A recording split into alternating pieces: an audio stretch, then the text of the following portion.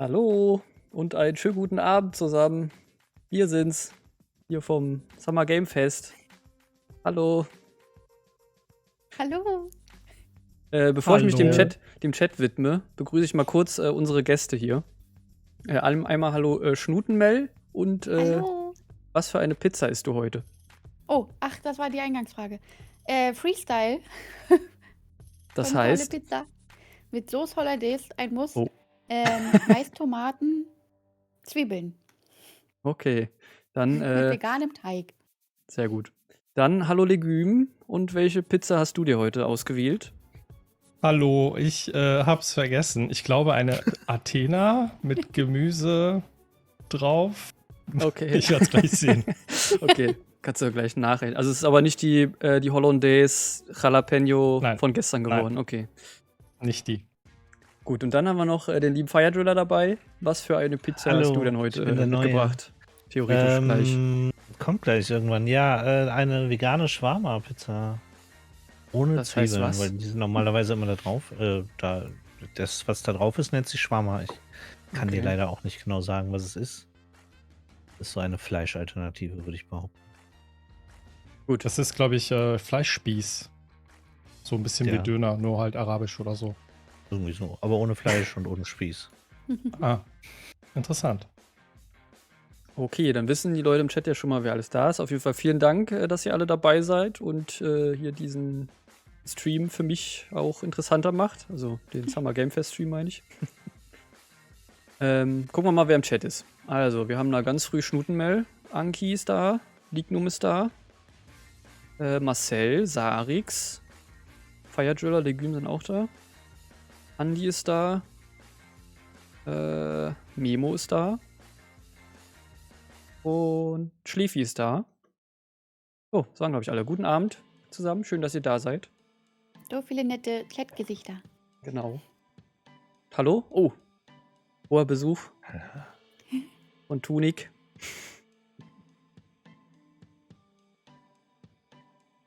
Ja, sehr gerne. Sehr, sehr nett von euch, dass ihr euch für uns entschieden habt, den Stream hier zu ja. gucken. Mit uns. Ich hoffe, ihr habt auch irgendwie leckere Snacks oder so am Start. Wir haben es jetzt ja, glaube ich, nicht so offiziell angekündigt, aber wir essen ja jetzt hier, haben uns ja extra vorbereitet und werden alle schön Pizza mampfen. Ich hoffe, ihr habt auch irgendwas Schönes da, dass wir euch nicht so einen vorkauen. Ich glaube, die meisten wussten das so einigermaßen, oder? Ich hoffe. Ich glaube, in jeder Ich hoffe Ankündigung war von Pizza die Rede. Okay. Dann ist So gut. kam es mir nämlich auch vor. Ich habe mich auch ein bisschen genötigt gefühlt, jetzt einfach Pizza zu Oh. bestellen. Eigentlich machst du das ja gar So nicht, ne? Nee, nicht am Donnerstag. Niemals. Immer am Pizza-Freitag. Montags, genau. Pizza-Freitag, Pizza-Montag. Pizza-Dienstag, aber nur Pizza-Donnerstag Nee. gibt's nicht. Manchmal noch Mittwoch, aber nicht Donnerstag. Das ist barbarisch. Okay, wir haben jetzt noch Verstehe. knapp Ich 4 sagen, Minuten. wo wir gerade über Delay und so gesprochen haben, wenn ich bei Krabbe in Stream gucke, ist das immer noch schneller als mein Stream. Ach, Okay. Ja, dann guck Oh, besser da. really? Aber deine Cam-Quali ist auch gerade ein bisschen niedrig. Ich weiß nicht, ob du gerade irgendwie Internet. Wie viele Überforderung Streams habe ich hast. denn offen? Vielleicht ist es auch einfach nur, weil du mich so reingedingst hast. Nee. Das war vorher schon mal besser. Gerade ist wirklich ein bisschen schlechter die Quali. Im Vergleich zu den anderen beiden, die auch im Discord eingebunden sind. Dann mache ich jetzt einfach dein Streambild aus. Ich habe Okay. alles gesehen, was ich brauchte. Auf jeden Fall So, dann haben auch springe ich wir mal meine zu Pizza holen kurz. Alles klar. Und bin gleich da. danken. Wir haben auch zu danken, Krabbe. Mal wieder für die Organisation und die Ja. Einladung. Ja, Das ist super schön wieder gewesen. Das ist ja gar nicht ich so finde hier schon viel. wieder ganz gemütlich und gehypt bin ich. mir gefällt jetzt schon mal unser Screen besser als der vom Summer Game Fest, aber das ändert sich bestimmt das gleich stimmt. noch. Der passt irgendwie nicht so ganz in unseren Screen rein. Aber naja. Habt ihr denn irgendwelche Erwartungen an das Summer Game Fest? Wartet ihr auf irgendein Spiel oder irgendwas, was ihr cool findet oder gar nichts? Ich habe nämlich gar nichts, eigentlich. Ja, ich habe auch nicht wirklich was. Ich habe noch eine E-Mail. Also erstmal hatte ich gelesen, dass die Show sich fokussiert auf Spiele, die wir schon kennen. Also kaum oder keine komplett neuen Ankündigungen. Was natürlich den Silksong-Hype befeuert. Ja. Befeuert. Aber ja, sonst, ich lasse mich überraschen. Was von Mass Effect schreibt Tunik? Ist da irgendwas angekündigt oder kommt das so aus dem Nichts? Oder gab's da Das ist schon nicht das erste gemunkelt? Mal, dass ich davon lese. Ja. Ich meine, ich bin nicht so der Mass Effect Silksong-Trinkspiel. Also ich glaube, es gibt hier kein Dann Trinkspiel. werden wir besoffen. Mhm. Wolf Among Us 2. Das wäre was für Legüm. Achso, stimmt, ich kann ja die Punkte-Dings auch noch erklären. Wir haben ja letztes Jahr bei den Game Awards, da hatte ich ja so Internetprobleme und da hat ja freundlicherweise der Möpi für mich den Stream übernommen. Aber eine Sache, die wir auf die Schnelle dann nicht hinbekommen hatten, war das Punktesystem, weil wir hatten ja ein Tippspiel gemacht und hatten dann extra, wie ihr jetzt vielleicht hier bei mir oben seht, da eine Zahl und jeder hat in seinem Rahmen so eine Zahl, mal mehr, mal weniger gut zu erkennen leider. Da muss ich mal eine Kontur drum legen später. Aber da wollten wir eigentlich die Punkte dann auch anzeigen im Stream, konnten wir aber leider nicht machen. Wir haben uns aber für diesen Stream heute überlegt, dass wir stattdessen eine Art Pile of Future Fun oder Pile of Shame Counter machen. Und wir werden immer, wenn ein Spiel kommt, was uns interessiert und wir sagen, geil, da habe ich richtig Bock drauf, das zu zocken, dann geben wir uns einen Punkt dafür und dann gucken wir mal, wer am Ende des Streams die meisten Spiele auf seine Liste gepackt hat und den meisten Spaß in Zukunft hat und wer am wenigsten. Dann wisst ihr aber auch schon, worum es da geht.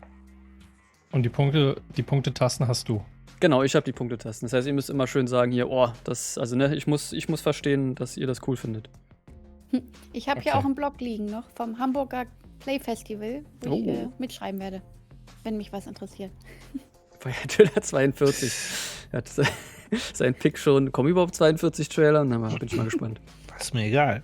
Einer sagt einfach immer ja, damit wir zählen können, wie viele Trailer es waren. Ich reiche nochmal die Info nach, welche Pizza ich habe. Es ist eine Feta-Spinat-Pizza. Oh, immer gut. Gute Kombi. Ja, habe ich mir sagen lassen. Immer. Aber Ich beiße jetzt auch mal in meine Pizza rein. Ist das schon okay oder warten wir noch? Bitte? In der Nähe ist ein Pferd. Nee, erst um 0. Okay. Jetzt ist es weg. Machen wir einen Countdown oder? 15 10. Bei mir. Genau. Bis Krabbe reinbeißt. Ja. Okay, also theoretisch 7, geht's los. Viel Spaß uns 6, allen. 5 Hi Mike. Und Hallo Mike. Happy Summerfest. Es geht los. 1-0. Okay, offensive. I'm offended. Habe ich überhaupt Sound an? Nein. Ich mach mal Sound an. Geil. das ist eine gute Idee. Ja, ich muss den Sound auch noch ein bisschen lauter machen, glaube ich. Für euch. Hello everybody, I'm Geoff Keighley and this is Summer Game Fest, a live showcase of what's next. Der Chat kann ja bitte sagen, falls noch irgendwie tontechnisch irgendwas problematisch ist, die Leute zu leise oder das Stream zu laut oder zu leise. Und danke Anki fürs Erklären.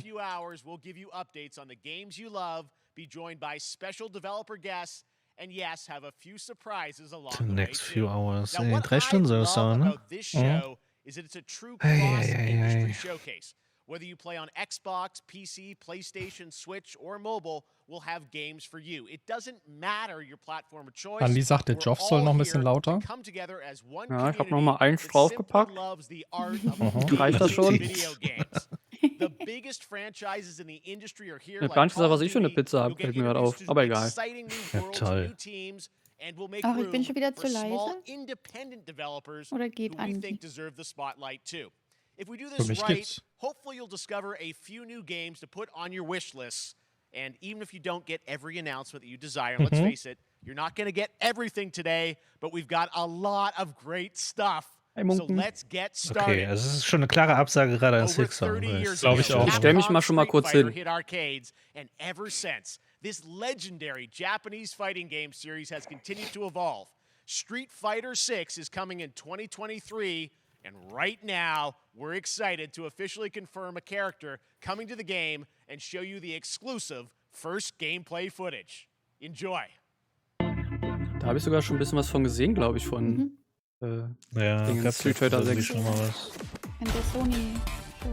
Ja, letzte Woche gab es ein bisschen was. Lange her, dass ich das mal gespielt habe. Same. So, Street Fighter 2, das waren die großen Zeiten. Genau. Bei mir auch. Super Nintendo.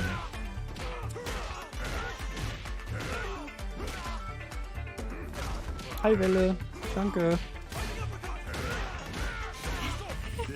Die Typen hatten auch Spinatpizza. Das stimmt. Vor allem geil. In dem anderen Trailer, den man da gesehen hatte, sah es halt ein bisschen so aus, als gäbe es da so einen Story-Mode. Und ich finde ja so Story-Mode in so Fighting Games immer, weiß nicht, noch nicht so gut umgesetzt gesehen. Irgendwie im Stil von Yakuza so ein bisschen. Oha. Rio Nippel, okay. Habe ich verpasst. Also auch wenn ich mit dem Genre und auch mit der Reihe nicht mehr viel anfangen kann, finde ich den Artstyle total beeindruckend. Also die gesamten Animationen in diesen Slow-Mos und wenn dann... Das hier, das sieht so geil aus. Finde ich auch cool. Das ist richtig krass. Will das jemand auf seine Liste packen? Nö. Okay, Nö. ich auch nicht. Wir sind alle Banausen. Wir sind keine Beat'em-Up-Fans. Das ist für nächstes Jahr. Das interessiert doch It's wirklich all noch up nicht, to oder? home. All right. Next, it's time for a brand new game announcement here at Uh-oh. Summer Game Fest. Oh, Check this Oh. out. Okay. ganz nice. World Premiere. Oh, was mit Film?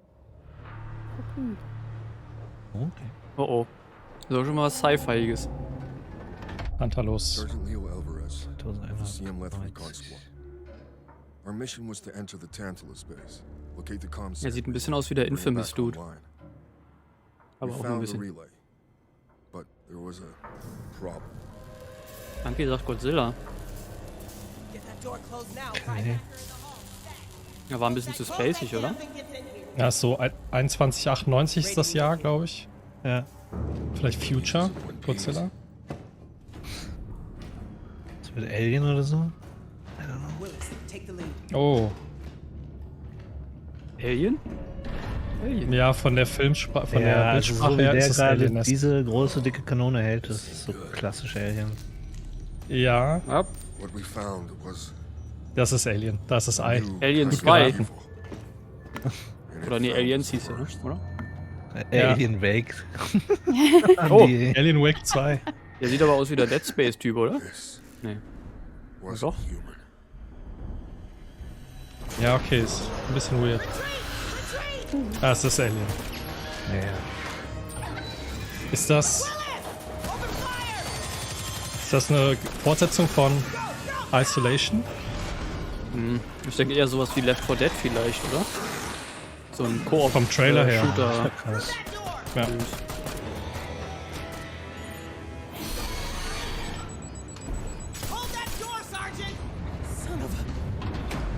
Ist aber dann ja wirklich, weil Isolation war ja eigentlich auch eher wie der erste Film.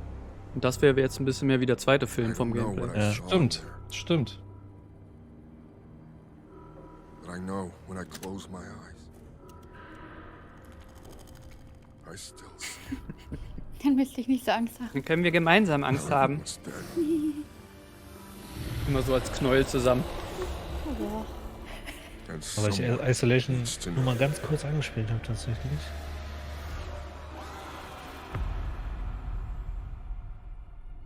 nichts fürs Cute Universe. Aliens. Oh, nicht schlecht geraten. Ja. Es ist Aliens. Also ich finde Isolation eins der Hä? Das ist gar kein First Spiele. Person? Okay, es sah aus wie Vogelperspektive. Hm. Du siehst die ganze Zeit diese tolle Trailer-Grafik und dann kommen sie am Ende mit sowas. Mhm. Jetzt war jetzt wirklich ein bisschen, also ich habe nichts gegen Twin-Stick-Shooter, aber das hat mich jetzt auch überrascht. Will das jemand claimen? Nee, nicht uninteressiert, aber ich weiß noch nicht. Ich glaube, ich gebe mir da mal ein vorsichtiges Plus. Twin-Stick-Shooter mag ich. Dann können wir auch das Feature mal testen. Bling. Hey. Und bei mir klingelt's. Ich hoffe, es war nicht zu laut. Ups, ich wollte nicht bei dir klingeln. Ja. Jetzt machen sie so ein thematisches Bündel am Anfang, ja? Das ist irgendwie das Did you know Gleiche. that they call Das ist Callisto schon Alien 3. Ist das von letzter Woche, dieses Callisto-Protokoll? Wurde das gerade gesagt? Ja. Hm, Irgendwas ja. mit Callisto haben sie gesagt. Ja. Das ist von den Machern von Dead Space, also von einem Teil von den Dead Space-Machern oder so. Hat Krabbe eigentlich gesagt, was er von Pizza hat? Nee. Ich habe mir eigentlich eine Salami, Tomate, Pesto zusammengebaut. Also die nennt man meistens Italia oder so, oder Italy. Aber die haben leider das Pesto vergessen. Deswegen habe ich nur Salami und Tomate. Du bist ja auch noch für das Stream-Layout gelobt. Ja, vielen Dank, Mongen. Oh, das sah gerade fies aus.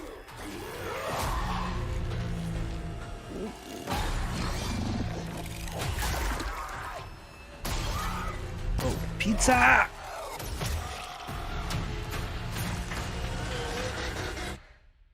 Ach, bei Feier auch. Ja. Gleich können wir anstoßen. An Pizza. Oha. Ja, also mir ist das wahrscheinlich zu gruselig.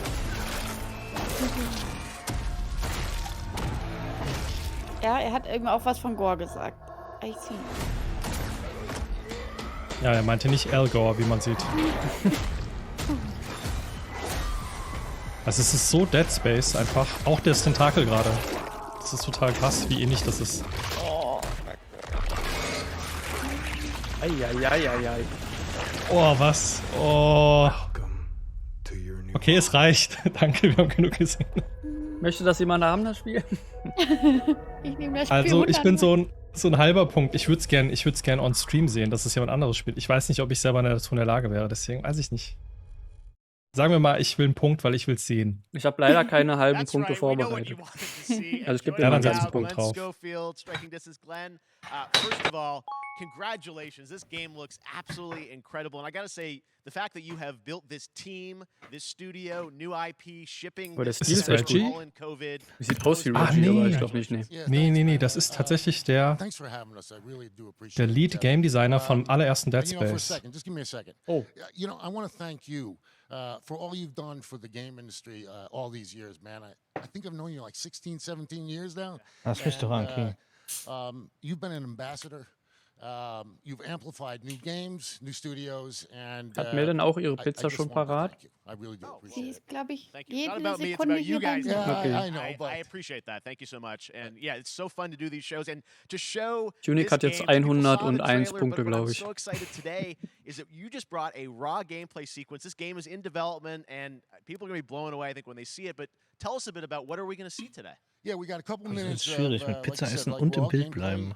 It's Ja. 2 segments in the first half Gelingt of mir the auch game. nicht die ganze Zeit. One is a med bay, another one is a power station, and you're going to see some new enemies, some brutality, some just about everything. We're showcasing a new weapon called the grip. Genau, weil wir haben die It's, Dead Space like a 1 Doku gravity gun gesehen, that wo der picks up Typ the Dead Space enemies 1 erklärt. and it shoves them Das ist into der, giant genau. fans. It rips them apart. It's great.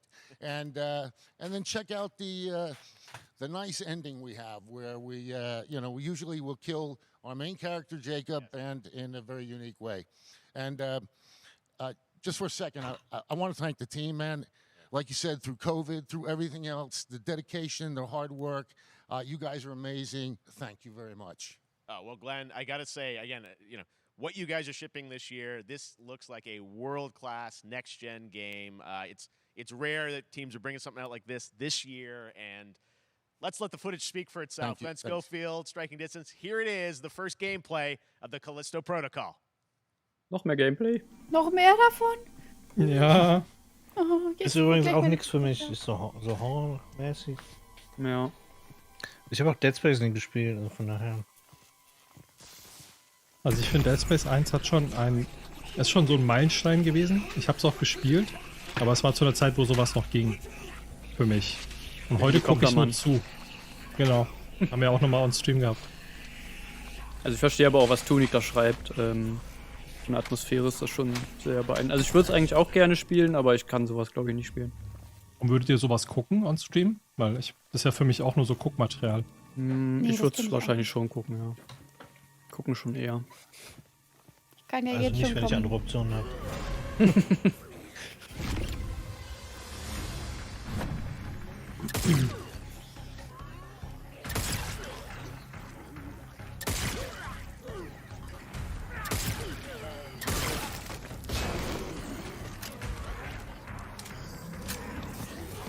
Aber ich glaube, ich nutze einfach mal die Zeit, um mir noch ein bisschen mehr Pizza zu holen.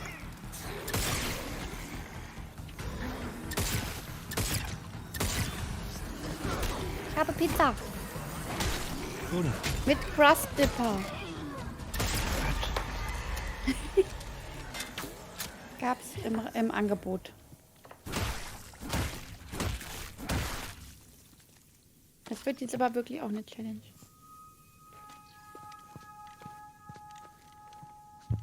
Klar, ich esse ja nur, tritt irgendwann in den Kopf ein. Pizza, Welle. Das ist Pizza. Dankeschön.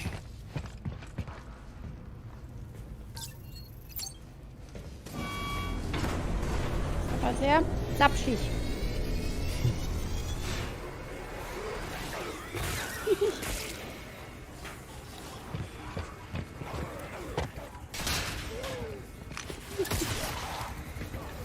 Haben die irgendwas gesagt, was das für eine Plattform ist, auf der die das zeigen gerade?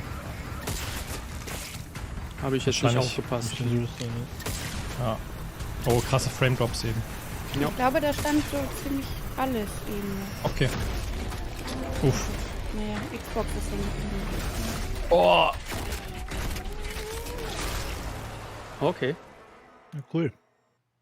Oh my God. Das ist ein Rohrfest. Muss erst mal lachen. All right, moving on. Ja.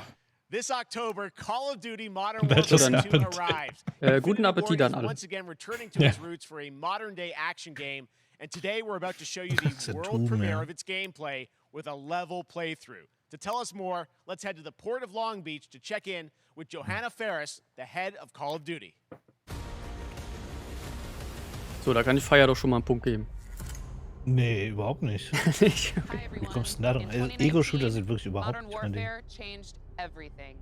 Hast du nicht Warframe gespielt? Nee, nicht Warframe. Warframe. Warzone. Warzone. Ja, ja, aber das war halt so in einem gewissen Freundes- und Bekanntenkreis so das Pandemiespiel für uns, das Corona-Ding. Ja, okay. Und das ist jetzt auch so gerade aktuell so ein bisschen vorbei. Und das wäre jetzt so das Einzige, weil ich glaube, Warzone 2 soll dann auch kommen mit dem. Und das wäre so das Einzige, was vielleicht interessant sein könnte für mich.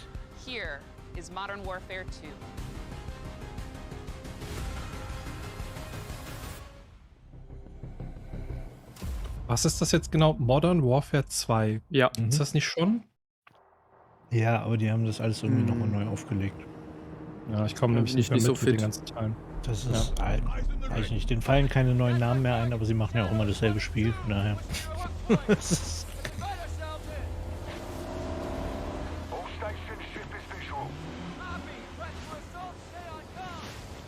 Genau, Mike, wegen der netten Mitspieler. Die nicht gut sind, aber nett.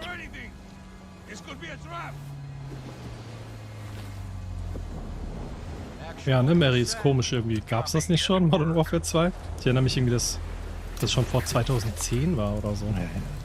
In den 2000er Jahren. Naja.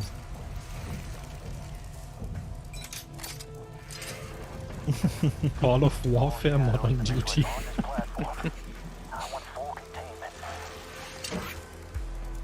Die haben wahrscheinlich so einen Random Name Generator, wo die diese kleinen Versatzstücke reinpacken und dann wird der Titel daraus generieren. Wir wissen alle, random ist nicht random. Ah ja, gerebootet. Okay. Ja. Ja, es ist halt so, also, ne, ich habe halt dann auch die Singleplayer-Kampagne, habe ich glaube ich auch durchgespielt. Das ist halt irgendwie alles ganz nett. Aber es ist halt Krieg und Ja. und alles nicht so geil. Ja, das finde ich halt irgendwie, das hat mich dann auch irgendwann komplett Ich muss weggehalten meine davon. Pizza mit Messer und Gabel essen. Die ist so sapschig. Uiuiui. Eine Sapspitze. Also ist das dann eine Sapscha. Sapsica. Sapsiccia. Ist das nicht das, was Feier auf seiner Pizza hatte? Ein Schwarmer. Also. Hi Luni. Guten Hallo Abend. Luni. Hallo Lünchen. Hallo, liebe Noch Noch Luni. keinen, du hast noch keinen Pizzaparty. Silksong verpasst. Genau, oder Silksong Modern of erst um Duty 1 Uhr 2. morgens. Und für Luni stehe ich auch noch mal extra auf.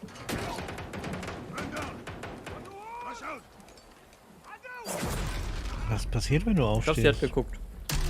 Dann sieht man mein T-Shirt. Okay. Nice Shirt, Bro. Das ist wirklich ein schönes Shirt.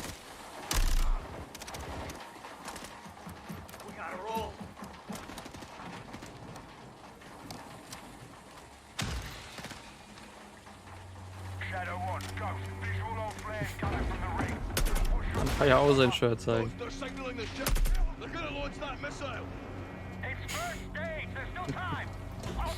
So.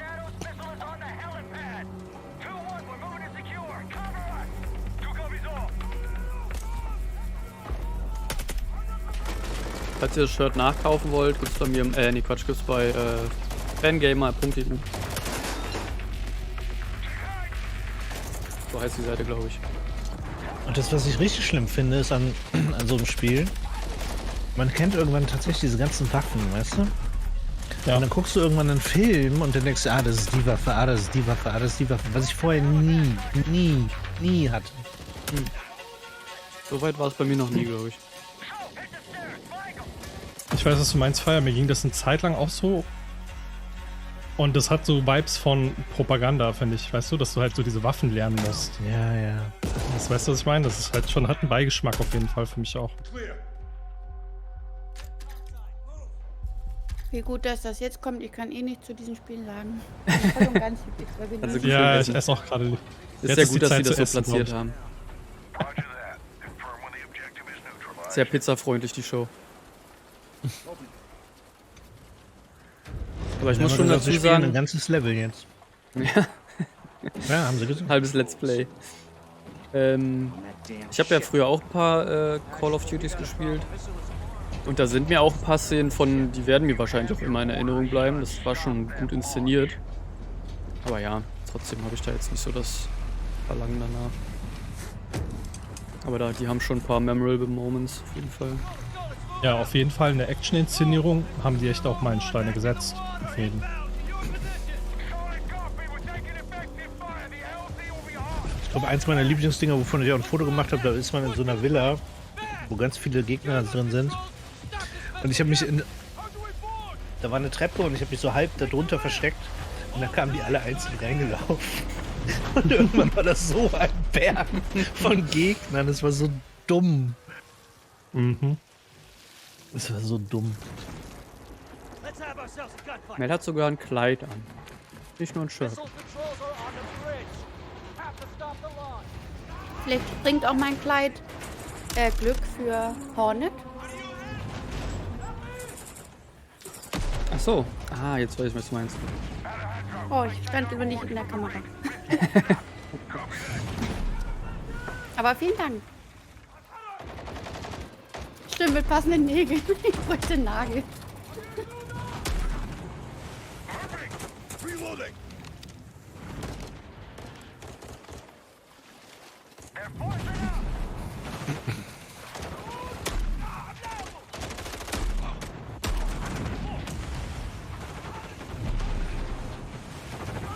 Das geht schon ganz schön lange, oder? Ja.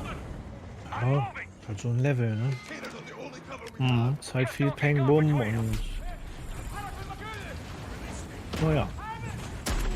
Ich hoffe, es gibt Leute, die damit was anfangen können, dass das so lang ist und die so viel jetzt davon sehen und sich freuen können. Und hallo Tinker. Hallo Tinker. Hello, Tinker.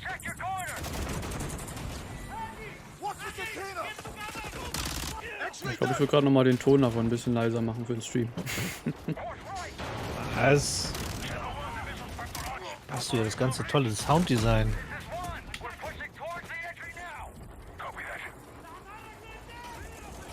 Ich hoffe nicht, Luni. Ich will gar nicht so viel sehen von Silksong. Es gibt ja, glaube ich, sogar schon relativ lange Trailer von. Eigentlich will ich bei Silksong nur einen Trailer haben, wo einfach nur ein Datum steht. Mehr möchte ich eigentlich gar nicht.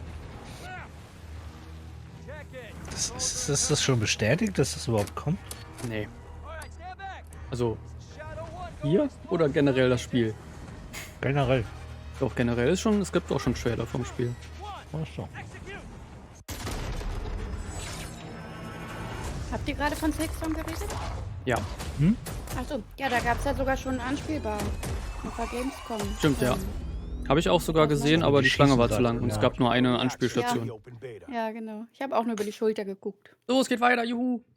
Yay, That's what Pre-order. we're talking about. And joining us now, up from Long die das Beach, jetzt so Johanna, stehen great lassen? to see you. How's You everything? can download Great. Silkstorm by the end of the Glad show. you're with us. And Holy also moly. Geoff from, Marcel, hör auf damit. So, we saw the first gameplay. Thanks for that extended sequence. Looks Oh, incredible. Marcel triggert Geoff, ordentlich. tell us a bit about that mission. Where is that set in the game? What are we seeing there? Was hat Mike? 22.06. Was ist das denn für ein Datum? Hast du da zufällig, fängt da dein Urlaub an, oder was?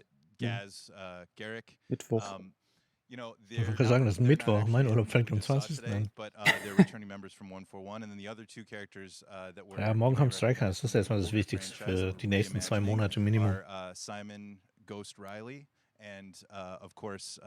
Meinst du Mario Strikers? Bin ich auch mal gespannt drauf.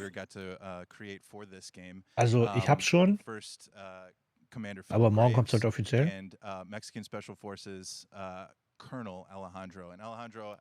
Ist das komplett an mir vorbeigegangen, aber seid ihr da hyped drauf? Ja. Wobei der Hype gerade so ein bisschen auch kaputt ist, weil anscheinend Nintendo, also der Verdacht ist gerade, dass man es nur als volles Team mit 4 Spielern mit 2 Konsolen spielen kann, wo jeweils 2 Spieler dran sitzen. Was natürlich völliger Kappes ist. Ja. Ist ja weird. Habt ihr schon die Demo gespielt? Ich habe schon das Spiel hier. Aber bei der Demo war es auch nur 2 Maximum.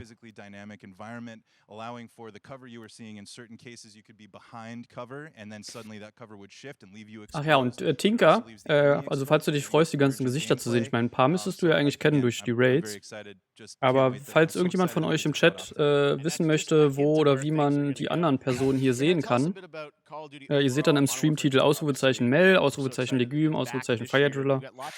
Da bekommt ihr die ganzen Links und könnt da ein Follow da lassen. Kann ich nur empfehlen. Ja, wirklich frech, Manken. Dankeschön.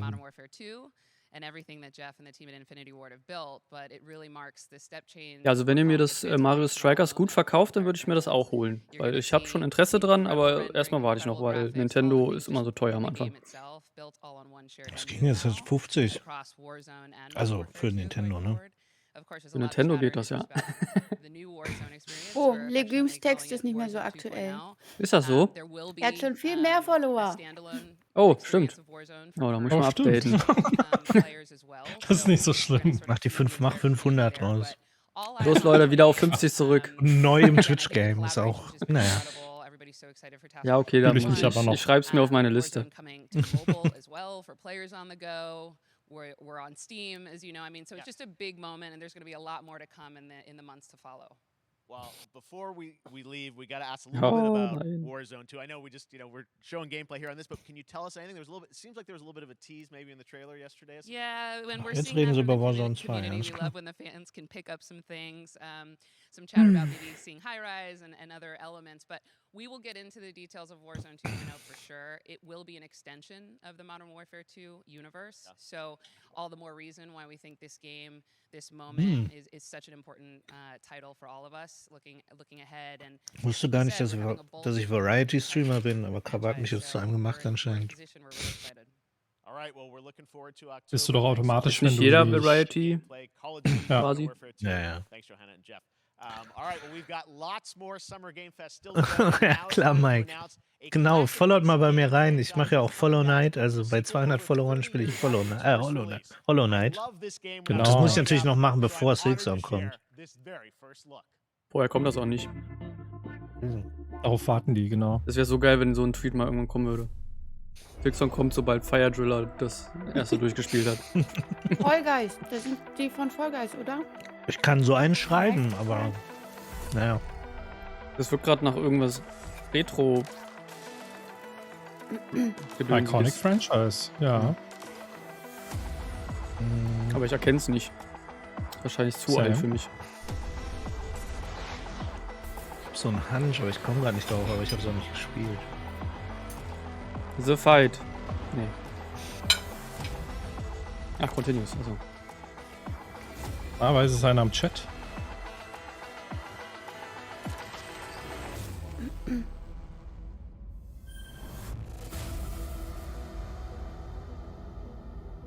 Oh. Sagt mir gar nichts. Mir auch nicht. Iconic Franchise, okay. We all had some flashbacks.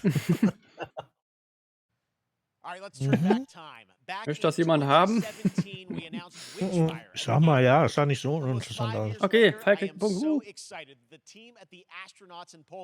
Ich glaube schon wieder bin die lauter einzige machen. noch punktlose. Aber ist ja gut für meinen Stapel.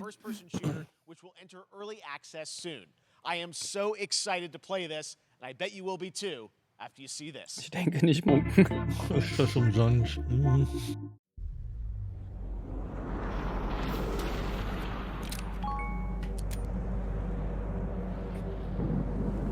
So, wir brauchen mal einen cuten Trailer, damit Mel auch mal was auf die Liste packen kann. Das sieht nicht cute aus. Das ist Fallout mit Herr der Ringe.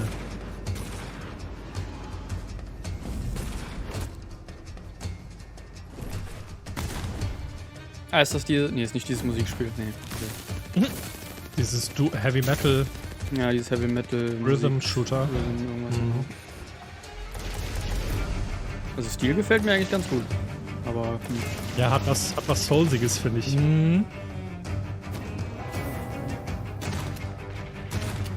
erinnert mich ein bisschen an, wie hießen denn? Ich hatte früher mal so ein Spiel gespielt. Wie hieß denn das?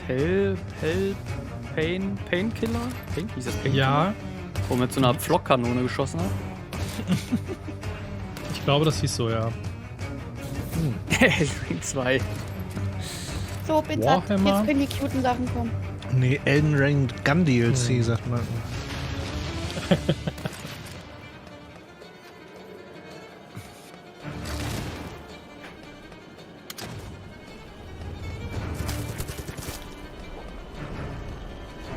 Das sieht aus wie ein Seelenstein aus Diablo. Die haben sich einiges zusammengemischt, habe ich den Eindruck. Oh, Man muss eine was für Klappe Feier. drücken. Oh. Witchfire. Auch Early Access auch mal wieder. Jemand auf die Liste? Nee. Okay, sind next alle so up mürrisch comes an heute. So, ambitious meh. new game from a new independent studio in Europe, starring Ja, wir some warten very auf die familiar Indies. names. Ich glaube, ich würde es Enjoy this spielen, world aber premiere new game announcement. Okay. komm nicht auf die Liste. Officer Taylor, Medlog 29. Oh, es ist Ja, schwarz-weiß. cooles- Es könnte cooles Silksong sein. Can't believe what I saw. Okay, Cyberpunk. Planet. Zeugs. Okay, okay. Everything okay in there? Ein bisschen was von Returnal. Ist das War nicht falsche dasselbe wie Dinge. vorhin? Sieht alles gleich aus. Ja. Der dritte Trailer dieser Art. Gleich geht die Tür zu und der hat den Arm drin. Das kann man doch schon. Rocinante hat das Das sagt mir gerade. gar nichts. Sagt Andi das gerade denn? Rocinante? Nein, das ist Sagt von mir The auch Expanse. Ah. Ja, irgendwer hat doch vorhin ist schon mal das? was geschrieben von Expanse Game. Ja, ich warte drauf. Das stimmt. Ja.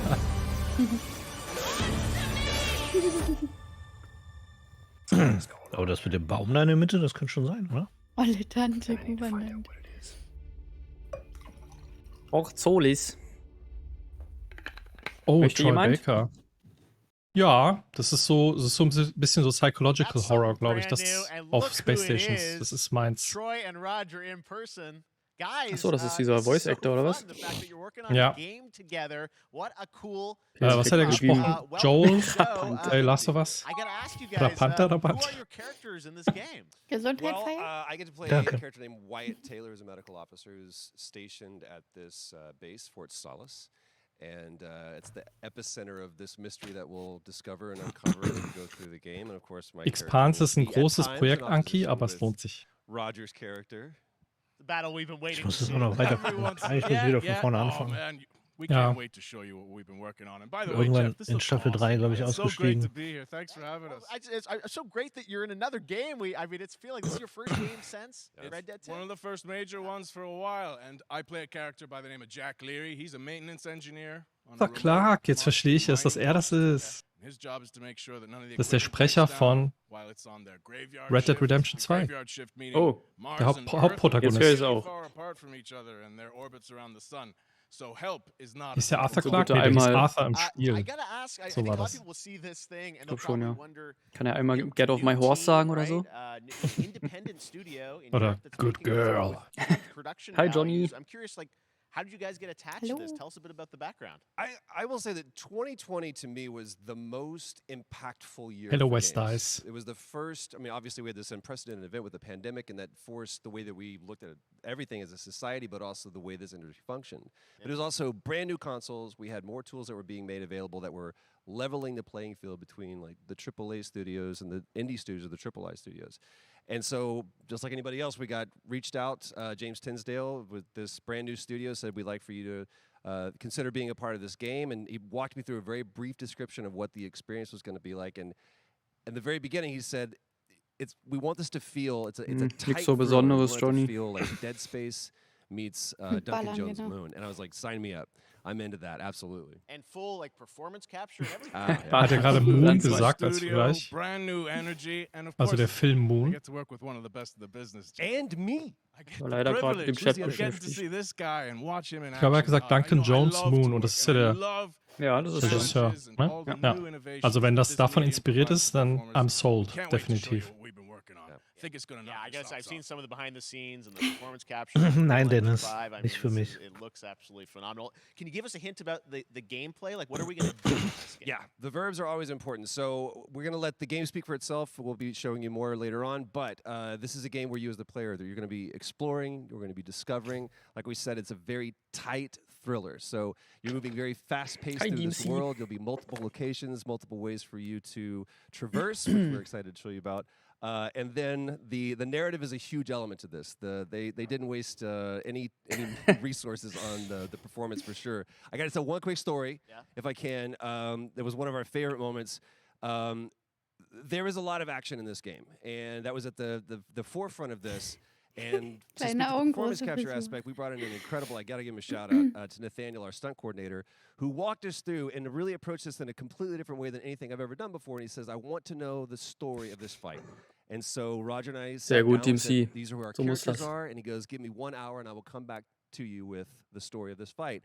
And after an hour, he comes to us and he goes, it was like a recovery program. It was 12 steps.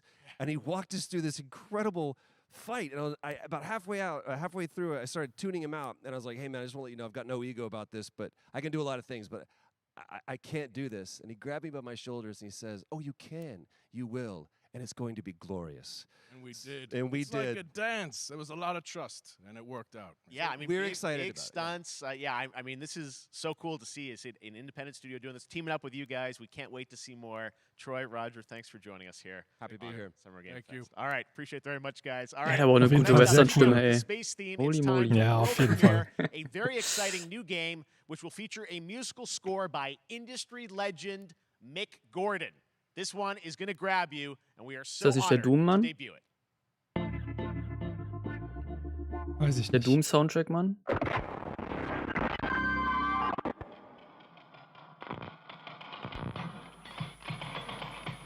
Das ist ein Fisch? Oh je. Bin schon fast direkt völlig raus. Bei der Optik. Das ist,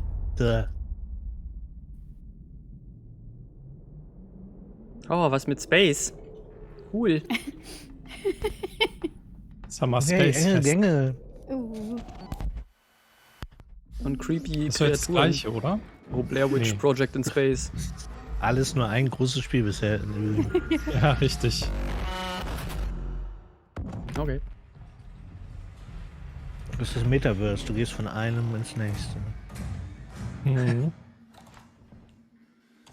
Ui. Ist das VR? Nee. Kamera ist nur so ein bisschen shaky. Vorsicht. Luftschlagzunge. Schon ein bisschen gruselig. Ja, ein bisschen. Wo sind denn die kleinen, fröhlichen Spiele? Was ist hier los? Ja, ne? Ah, Mel. Auf die warte ich. Aber wir haben ja noch was. Mel's Scary Universe. Oh ja. Scary. Mel's Creepy. Cruet. Hatten wir doch. oh, Noch ein Space-Horrorspiel. Also es war nicht das von eben, noch eins. Okay. Möchte jemand Routine haben? Komisch. Ich Sah glaube auf jeden Fall nicht. cool aus. Aber spielen? Five Nights, ja. Hi, Koso. Naja, ist auch wieder so ein ich würde es gucken. Also müsstest du es raufpacken, wenn wir konsistent bleiben wollen. Also pack mal rauf bei mir. Hello, Koso. Scary Game. Na klar, oberkörperfrei. So mach ich das auch mal. Oh, du rufst an, Kennen wir was? den noch nicht. Warte kurz, ich zieh mir kurz ein T-Shirt über.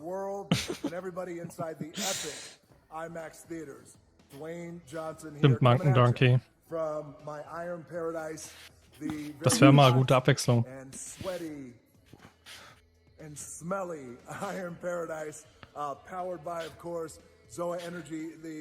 Ah, noch ein bisschen Werbung rein.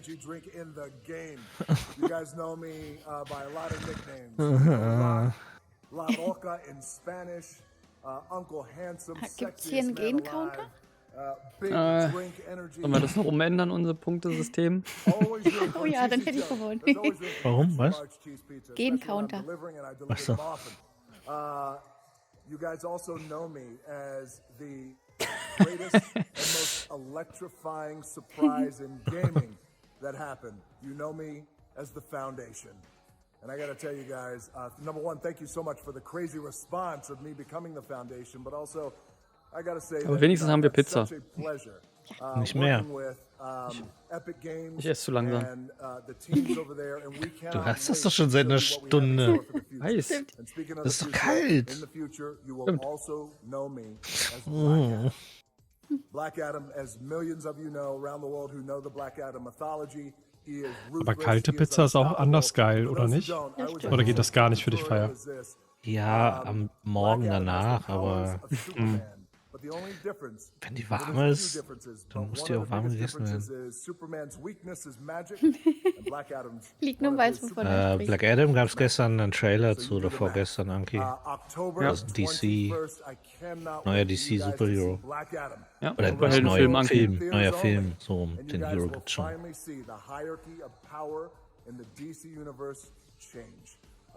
It has been an honor to become Black Adam, and it is a role that's in my DNA and that I was born to play. I was born to play. Und das ist jetzt alles für Fortnite, oder was? Habe ich das richtig verstanden? Ich glaube schon, ja. Stay healthy, stay safe, stay focused. Die haben jetzt echt das Bauen dauerhaft raus, ne? Enjoy your gaming. Ja. See you down the road. Das ist krass. This is Black Adam. Black Adam. Hat eigentlich irgendwer von den Zuschauern im Chat unterm Stream so ein Drops aktiviert Gedöns da drin? Kriegt ihr bei mir Drops hier, wenn ihr den Stream guckt, oder nicht? Würde das rechts an der Leiste wieder angezeigt Nee? werden? Okay. Nee, unten drunter. Dann wurden wir leider nicht ausgewählt. Gut, danke für die Info. Soll ich nochmal zurückspulen, Luni?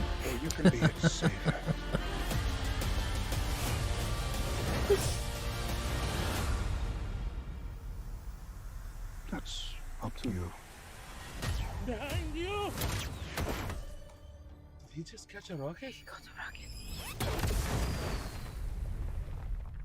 Ja, nee.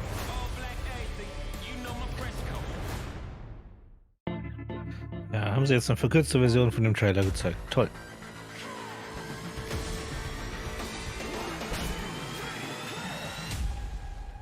Oh, dieses tote Spiel. Hat das einer von euch gespielt? Mhm. Nö. Nicht wirklich Zeit. Aber es wurde ja auch am Anfang schon so getrashed, dass ich da irgendwie kein Interesse mehr dran hatte. Aber ich glaube, mittlerweile soll es ganz okay sein. Das sind so Spiele leider irgendwie oft, ne, dass die relativ spät dann irgendwie okay werden. Ja. Dann keiner mehr interessiert oder so.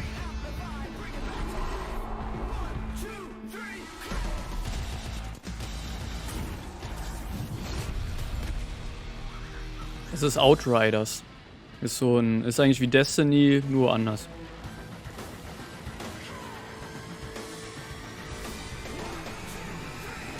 Ja, Destiny ist auch so ein Spiel.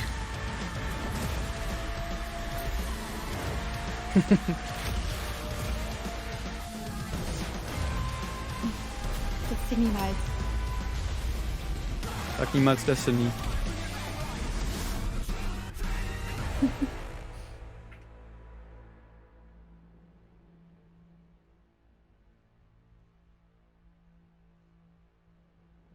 Wobei natürlich das Destiny-Franchise und was Bungie daraus gemacht hat, über Jahre wohl einfach extrem, das ist halt so ein Bratzen, so ein Batzen an Qualität. Also kann man sicherlich in der Hinsicht nicht vergleichen, aber ja, jetzt kommt was. Mel, ist hier Quickfire-Session jetzt mit Counter. Splatoon.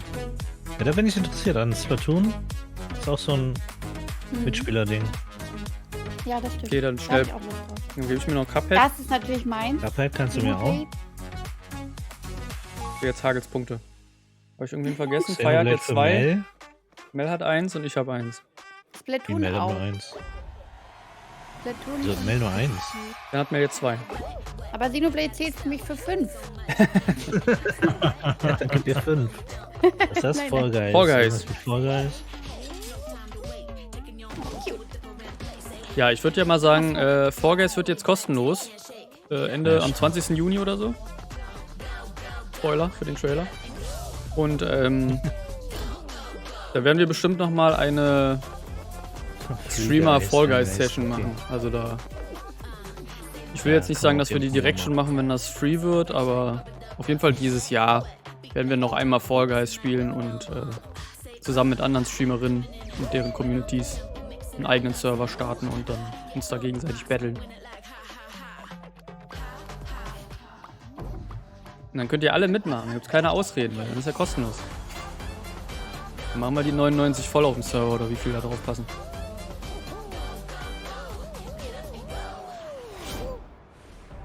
Ach, das ist doch jetzt so richtig schön. So ein schönes, buntes, leichtes Spiel mal. Ich finde halt, Fall Guys ist eigentlich das perfekte Spiel, aber ich weiß auch nicht, warum sich das nicht so auf Twitch und so hält.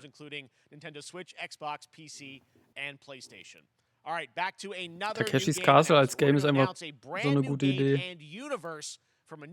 Ja. Check this out.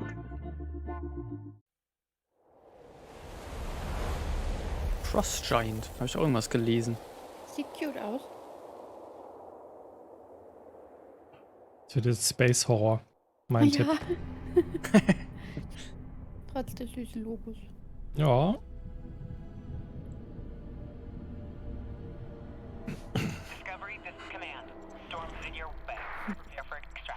Signal's breaking up. Command, I'll do one last scan. See you soon. Over. Horrorspace, genau. Fällt gerade ein, ob wir was von Gollum sehen heute.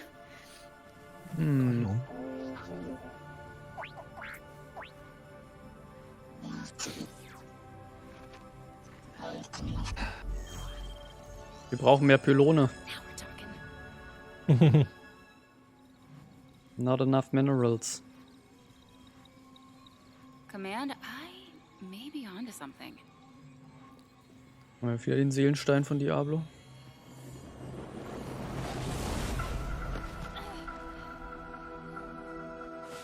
Ja, DMC, dann behalt das mal im Auge. Wir werden bestimmt irgendwann das spielen und dann werden wir auch den Firedriller fragen. Dann können wir euch alle mit reinholen.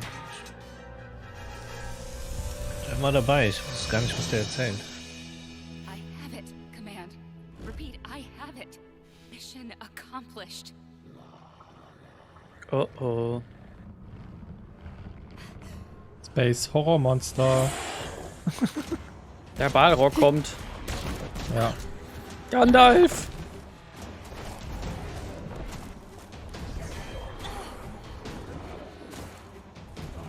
Nutzt den Schild. Nice.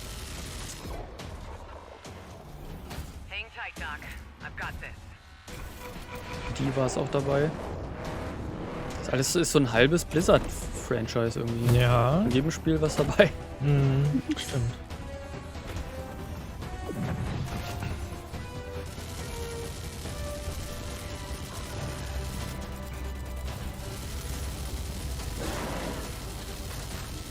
Der hält aber viel aus. Das Doofe ist halt nur, weiß man trotzdem nicht, was das für ein Spiel ist. Ja, das ist aber viel. Nachher ist das wieder ein Strategiespiel. Oder ein Text-Adventure.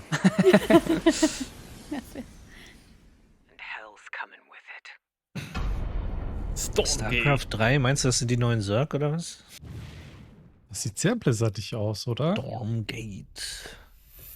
Ja, ist sehr inspiriert, würde ich sagen. Aber Also Beta nächstes Jahr. Wieder ein sehr generischer Name. möchte jemand haben? There you have it, Nö. Tim. Congratulations. Ohne Gameplay will ich das nicht. Stormgate is Wer weiß, real. was das We have ist. a name and some details.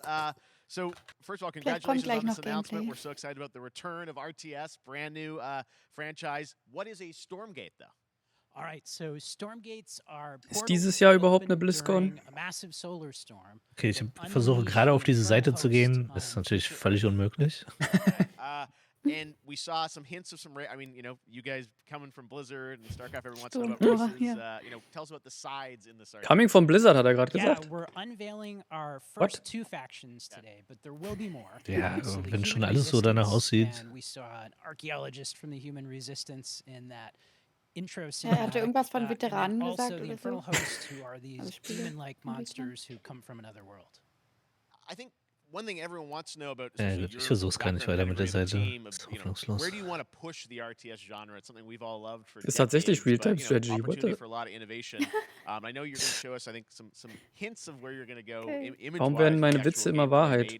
Silksong kommt gleich raus. Das war aber nicht gut als Witz verpackt. Du musst es noch ein bisschen witziger machen. Und dann wird's Wahrheit. Hast ja noch 2 Stunden Zeit. Scheinbar schon, Andi. Aber das finde ich ja dann noch trauriger. Wenn man da schon überall Blizzard ansieht und dann sind es auch noch Blizzard-Entwickler, das ist ja dann wirklich ein bisschen. Ja, das Gefühl hatte ich aber wirklich auch gleich vom Trailer, nachdem ihr das gesagt habt, das sind bestimmt ehemalige Entwickler.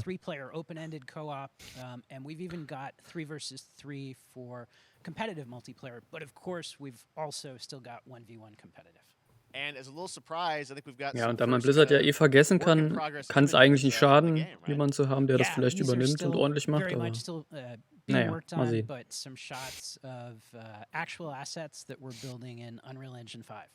Wow, well, I love it. 2023, you said for the beta, so people can sign up now, get ready, and I'm just so thrilled that there is a brand new RTS franchise coming from you guys and your background and what you did. Hübsch aussehen tut's, ne? So excited about this team, Frost Giant. Thank you Ist so dem much einen oder for anderen giving wahrscheinlich us wieder your ein bisschen zu announcement for the Summer comic-y, Game Fest. aber Thank you so much for having us here. Really grateful. Awesome. All right, Frost Giant, Stormgate, keep an eye out for it. Now it's time for another indie game announcement that I'm Juhu, excited to Indie share Game. with you. High Water. Check this one out. Hochwasser. Oh nein. Boah, ich mag Good morning, Wasser High nicht Water so. Dwellers. High Water Pirate Radio keeping you in the know with our flow. Alphaville authorities continue to deny false rumors that Alphaville elites are planning to Kaisari Das ist ist ein Ton. interessant. True or not, the one thing we can't deny is that the world ended on a sunny day.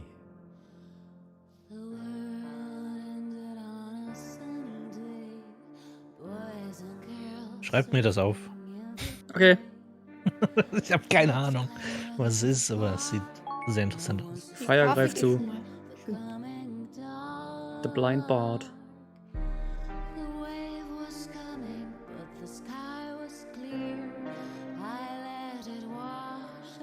Mit Alphaville Soundtrack.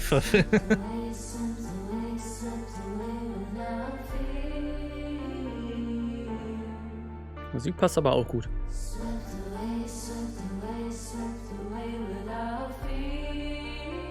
Third World Organic.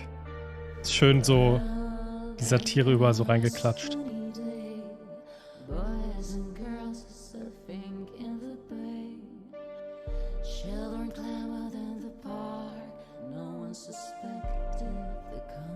Ja, das nehme ich auch. Ich nehme es auch, obwohl mir der Trailer zu dünn war, aber Ja, schon. wirkt versprechend. Sieht so gut aus. Ja. Nein, jetzt bin ich hinten. Now, speaking of the world around us, Oh. the conflict in Ukraine Muss is mehr not Spiele far from kaufen. anyone's mind, and it's impacted the development of games. Was? Ich muss das auch kaufen? Nein. Das wusste ich nicht. Oh, Replace ist nice. Da kann ich jetzt schon mal für mich einen Punkt machen. Du willst ja nur aufholen.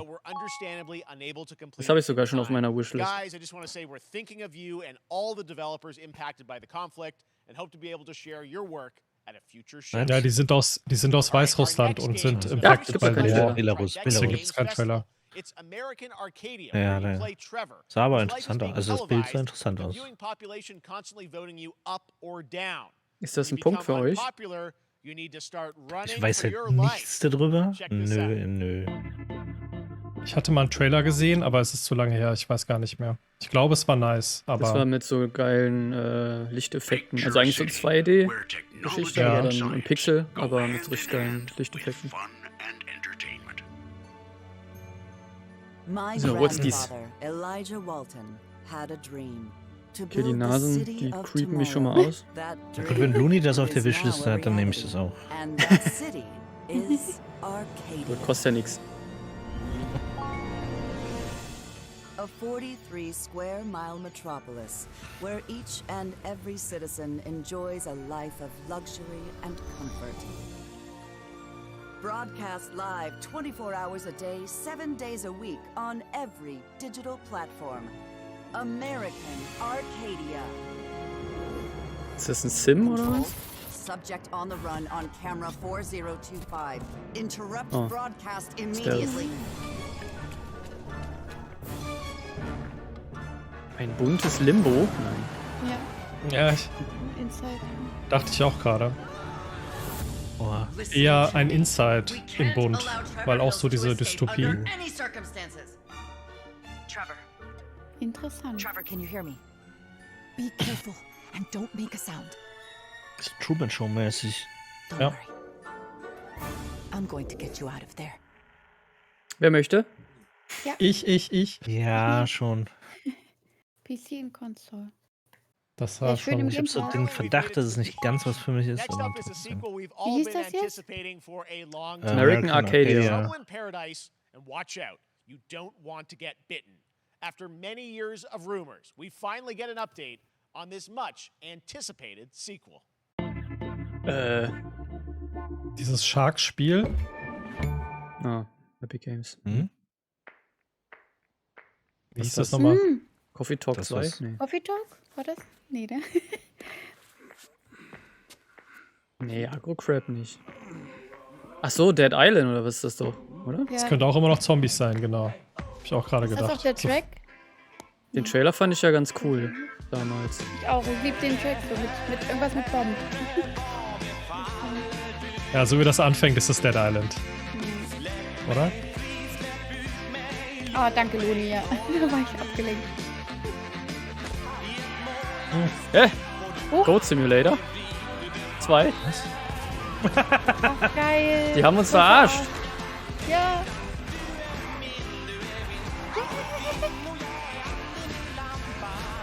Was für Arschgeigen. Das ist ja super. Ich habe den ersten aber nicht gespielt. Oh, William Scream. Nur mal kurz angespielt.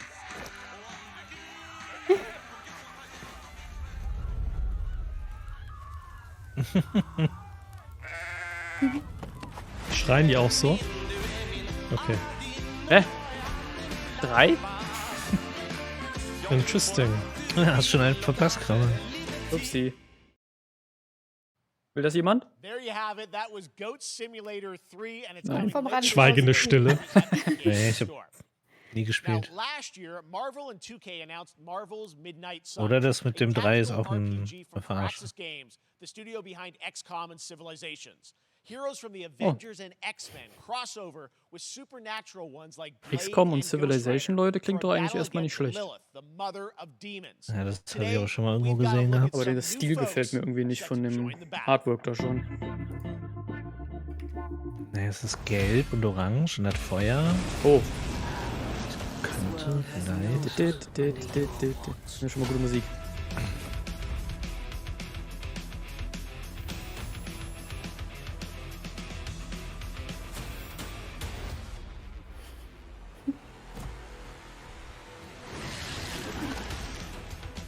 Bulky Venom.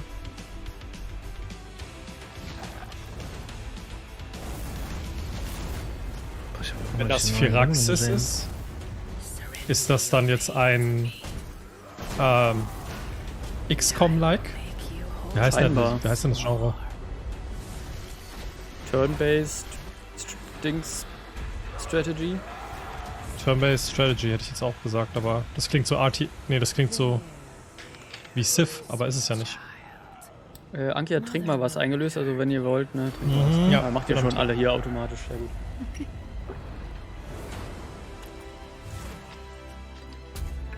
Das Genre heißt XCOM. Fireflags, was? Was habe ich gemacht?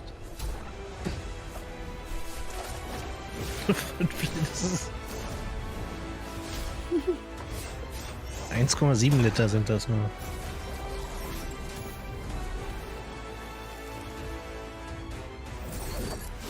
Aber so ein Rundenstrategiespiel mit so Superhelden könnte gut funktionieren. Und Hallöchen Möbi. Hallo Möbi. Hallo Möbi.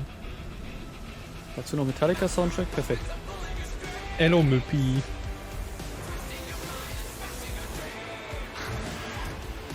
Und dann hoffe ich, dass Metallica unseren Kanal nicht wegbannt.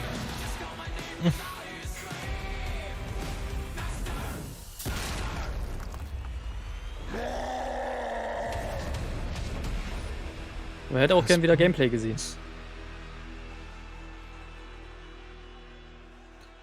Gameplay? Was ist das? Kommt doch schon im Oktober, aber da brauchst du kein Gameplay vorher. MOBA. That used to always work. Well, it did that one time. Okay. That was Midnight Suns, and now we're moving on to the wonderful Aber world Cuphead habe ich mir of doch schon Cuphead, the gedingst. delicious last course. And can you believe it? We're only a couple weeks away from playing the delicious last course DLC. You see how they did that? Achso, das ist nur ein DLC. Joining me now is Maya Moldenhauer from Stimmt. Studio MDHR. So first of all, Maya, it's really coming. It's really coming June 30th. Das erinnert mich noch dran, wie ich einen Abend mit Looney ein Level gespielt habe. Wir haben es irgendwann auch geschafft und es war ein sehr erhabenes Gefühl, aber es hat ewig gedauert. Luni hat mich ja in ihren Stream eingeladen, zu Cuphead damals. Das war sehr lustig, aber ich bin so außer Übung auch für den DLC. Ich habe es auch mit Anki gespielt, aber den ersten, nur die erste Welt. Yeah, we absolutely did. I couldn't pinpoint one thing that we're proud of in this because we war really aber honed our spaßig. craft, took everything to the next level from Controller animation, the ausprobieren, irgendwas war da, backgrounds, ne? the music, Ah ja, stimmt, genau. Wir wollten nur Loonys Controller ausprobieren oder so. course, Und dann 3 Stunden ein Level gespielt. Habt ihr eigentlich die Serie geguckt? Auf Netflix? Es gibt ja auch eine Cuphead-Serie. It is, definitely. Wollte ich mal reingucken. Get on the island, and there you are off to Ich habe mit Anki die erste Folge gesehen, aber es ist schon Yeah, it's our biggest island yet. Supersized sehr bosses, oldschool lots und of sehr, secrets to also hat discover. irgendwie ein bisschen, Don't let any rock go war ein bisschen zu viel wie Kinderserie für mich. Well, I know you brought. I know you don't want people to necessarily have too much spoiled about the game, but you brought a little something. For A little something, yeah. It's brand new gameplay footage of one of our new bosses, Mortimer Freeze. It takes place in an icy arena and features some of my personal favorite attacks and transformations. We hope everyone enjoys it. All right, let's check it out. Also Möpi, für dich hier oben an den Zahlen siehst du, wie viele Spiele wir cool fanden und gerne spielen würden. Daran kannst du ungefähr absehen, wie der Stand gerade so ist.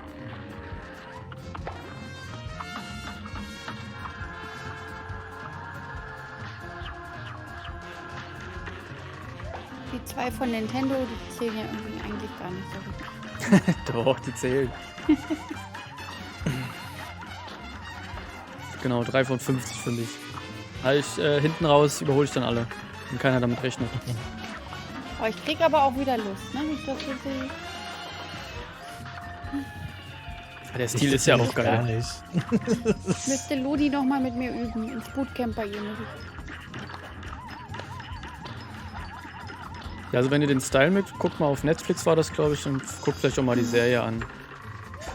Ja, das ist der Stil ja auch so. Ich hab da gerade den Verdacht, da kommt so ein Legume-Welle-Koop-Stream auf uns zu. Oh. Nee. Nee, nicht mit mir. Ich glaube, ich bin nicht brustresistent genug für dieses Spiel. Now, if you want even more Cuphead, and who doesn't, tomorrow we will show you an exclusive look at Season 2 of the Cuphead Show when I co-host Netflix's Geek Week, which will include new show and game announcements. 30. ist ja Ende des Monats schon, ne? 1 p.m. Eastern. And Kann that's not man all. in der Zeit noch mal ein bisschen in Übung kommen. Coming up next is the Day of the Devs Indie Showcase with IM8-Bit and Double Fine, then Devolver's Marketing Countdown to Marketing. Tomorrow after Geek Week, there is Marketing Countdown to Marketing, das ist so Devolver, ey. With news on Rocket Von League Xbox gibt's auch and noch the eine Tribeca Show, Game ne? Showcase. And Sunday, Ja. don't miss the Xbox and Bethesda Game Showcase with a look at the future of Xbox and Game Pass. Now we have some exciting Das news wird for nochmal Nintendo interessant. Switch and PC fans about Neon White, a game where you play an assassin from hell who slays demons for the chance to ascend to heaven. Annapurna, aber es interessiert mich nicht. Okay. Was ist das mit den Karten? Ich erinnere mich. Da habe ich gerade was anderes erwartet. Ein First-Person-Card-Shooter. We're called neons. Sinners plucked from hell to do God's Was auch immer das heißen mag. But I'm finding it hard to believe we're in heaven.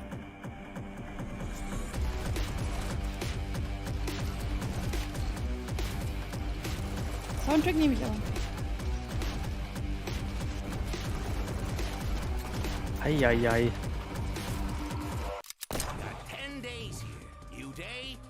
Das ist halt voll Speedrun-tauglich. Extrem. Hallo Kiai. Hallo. Hi Mom. Outgecallt.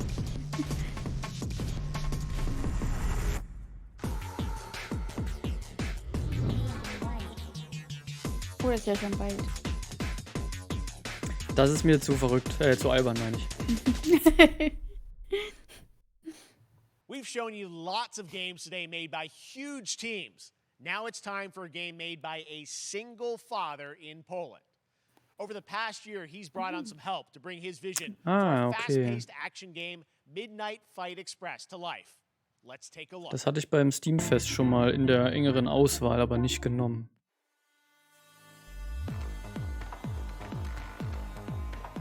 You know the saying, get knocked down, get up again, that whole spiel. Okay. Well, it's time, partner.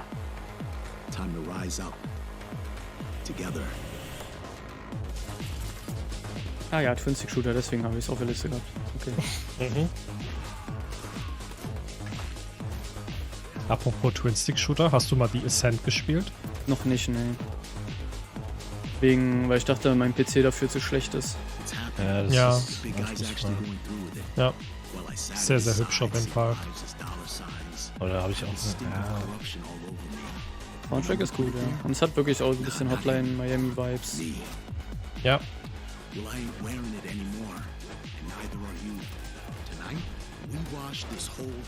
Ja, dann sage ich da einfach mal ja, damit ich hier auch auf meine Punkte komme. Okay, dann sage ich nicht ja, damit du mal ein bisschen aufschließt.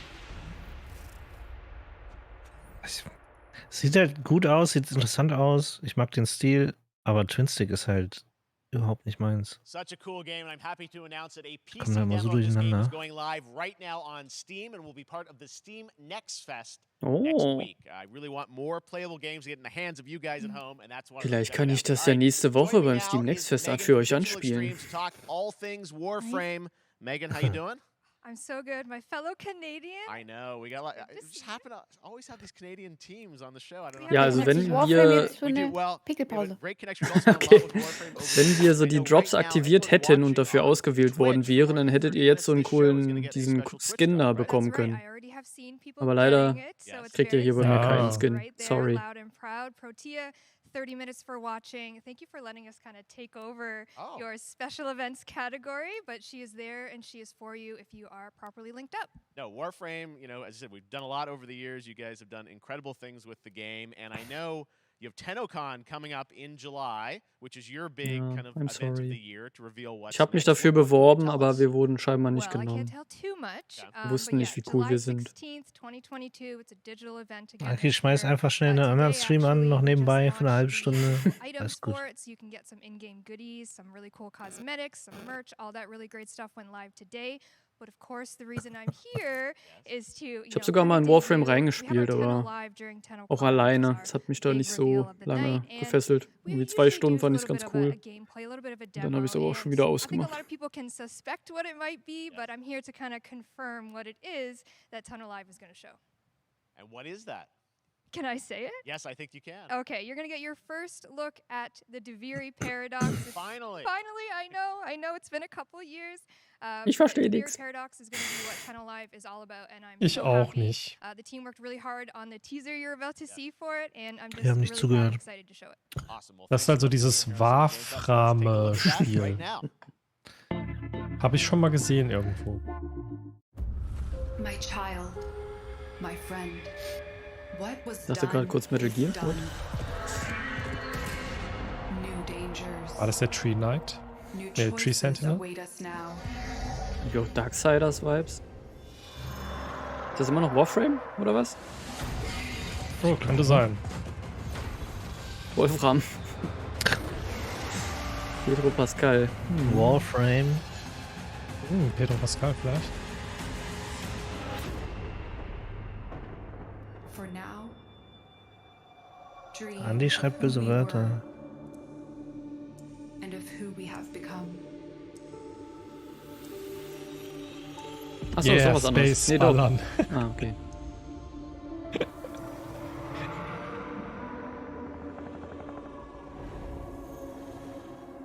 Boah. Da gibt's noch einen anderen Skin. Krass. Toll. Also Warframe-Fans hier schön diese Streams da gucken, damit ihr den ganzen Loot kriegt.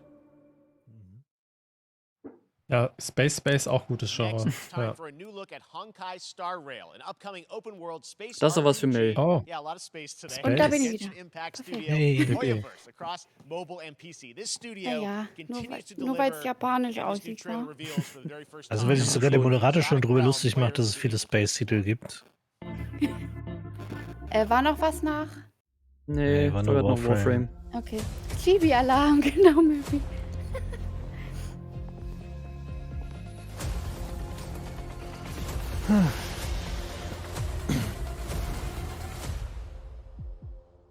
Ach so, meine Güte. Japanese Space ist nochmal was anderes als der andere Space.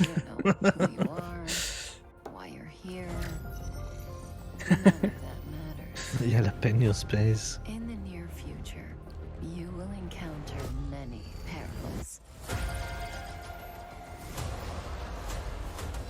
You will meet companions who treat you like family and embark on unimaginable adventures. Hype Train. Für mich sieht jetzt aber auch alles in der Art aus wie Genshin Impact. Remember what you feel in this moment. Nein, ich bin As long as you know in your heart where you're heading, you will arrive at the end of the story.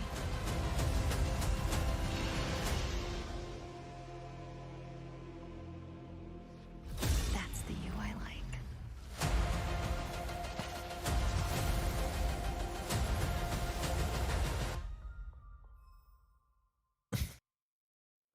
Jo, Artstyle ganz gut. I have wine to soothe the souls of honored guests. Welcome aboard the Cienjo-Lafu.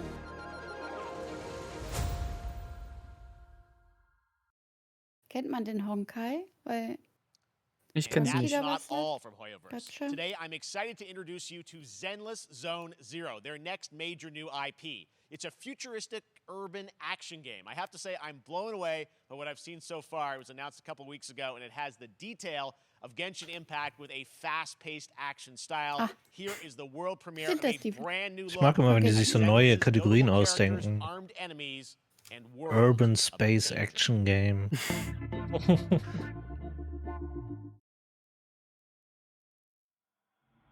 Ach, ist jetzt nochmal First of Gameplay. it. Oder? Ist es? Ja, wenn sie jetzt nochmal einen Trailer zeigen, wird's wild.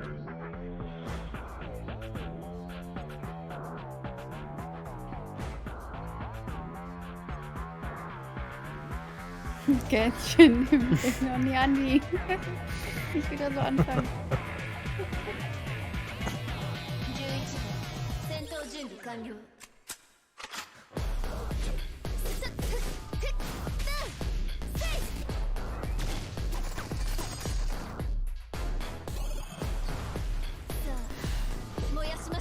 Okay, danke, Donkey.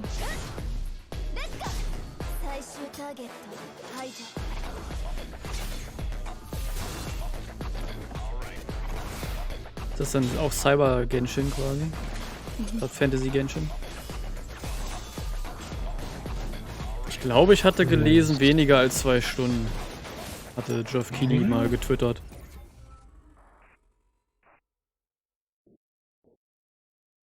War nicht was bis 23 Uhr oder war das dann inklusive der Dev? Das weiß ich nicht, aber ich hatte letztens auf Twitter, hat mich auch gewundert, hatte jemand gefragt, wie lange geht die Show, und dann meinte er weniger als 2 Stunden. Ach so. Okay. Turtles. Da kann ich auch mal schon mal Plus. Das war das cool ein Brawler, ne? Ja. Arcade games back in the day. Well, it's nearing the end of development. The team wanted to use SGF as a way to reveal 45 Minuten. been keeping under wraps until now. Kriegt eine eigene Show. Da kann man wieder einen guten Koop-Stream machen.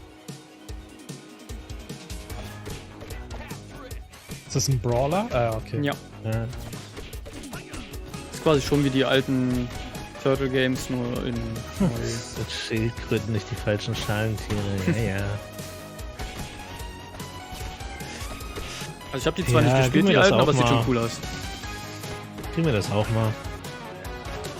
You get it.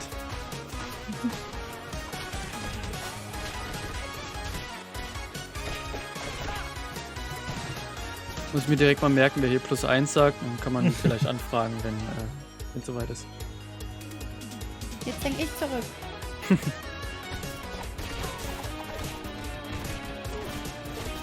Ich könnte jetzt aber auch nicht sagen, welche 5 Spiele ich ja gesagt habe. 6 Spieler-Mode, geil.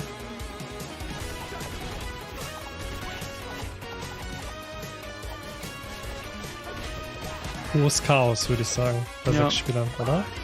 3 von 10, zu wenig Space. Ach cool, so 6 kriegen wir doch easy zusammen. +/-1. Wird auf jeden Fall wild, ja. Ui. Das ist ja schon. Oh, süß. Bester Turtle. Oh, das ist in einer Woche. Oh. Nice.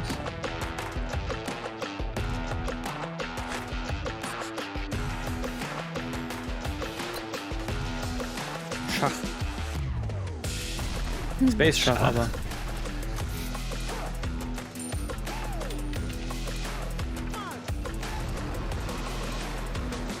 War Chess. Hast du nicht letztens sowas gespielt? Gun Chess oder so? Ja, Schrotflintenschach. Ja, genau.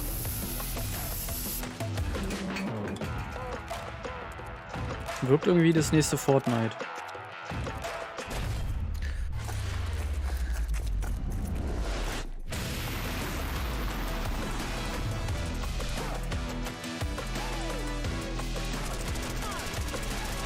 Riders Republic Vibes. Ah, okay, jetzt, wo die ganzen Waffen kommen, nicht mehr.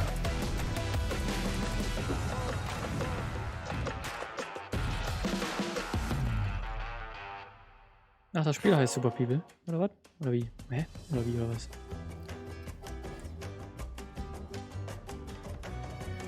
Okay, Update für Humankind. Habe ich nicht gespielt. Warum sind da Riesen, die so langlaufen? Was passiert hier? Es hatte bei mir irgendwie am Anfang großen Hype und dann ist es super schnell gedroppt. Mein eigener Hype. Also ich habe es mir auch gekauft und ein paar Mal gespielt. Okay. Doch, ich habe sogar mal on Stream gespielt. Aber irgendwie ist dann der Hype weg gewesen. Nach ein paar Games. Wait, there's more.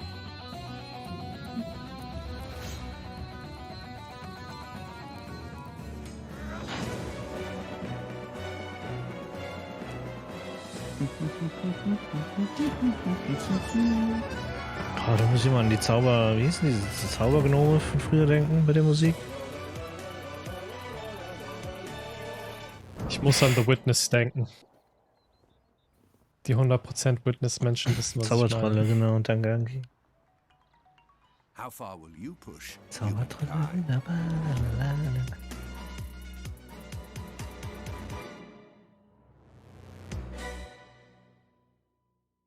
Es tut mir leid, Munken, dass du es so erfahren musstest.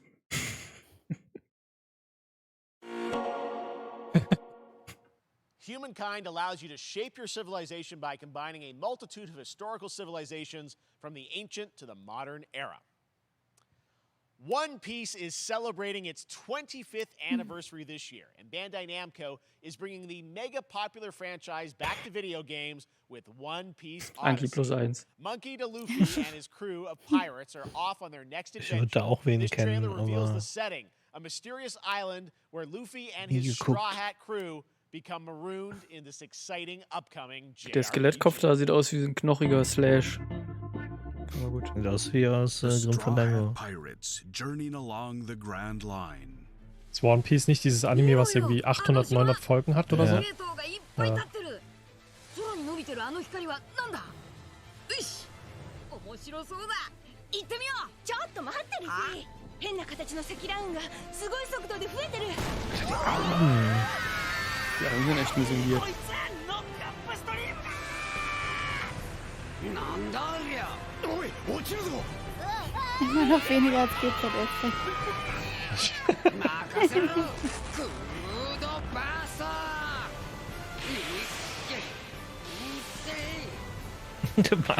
Anki, kann sein, dass man den Trailer schon kennt.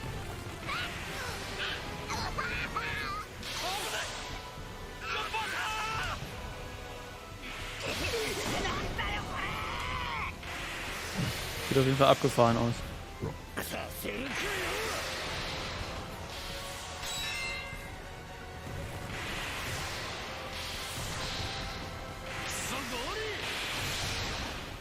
Hat auf jeden Fall krassen Sound. Ich denke mal, das kommt von woanders gerade. Aber ist das jetzt relevant für Leute, die die Serie kennen? Müssen die da jetzt jeden Charakter zeigen, damit man sieht, wer dabei ist, oder? With new encounters and hidden mysteries. Unravel the adventure that awaits. In an odyssey beyond imagination. One Piece Odyssey. Das fand ich aber irgendwie, dass das Video irgendwie mehr Serienstyle hat als das Gameplay dann letztendlich. Das finde ich ja so bei so Auf jeden Spielen Fall. wie South Park ganz nice, dass das halt sich so deckt mit dem Serienlook, und das fand ich jetzt hier nicht so gut. Oh, Anki. Ist da noch was vor dir?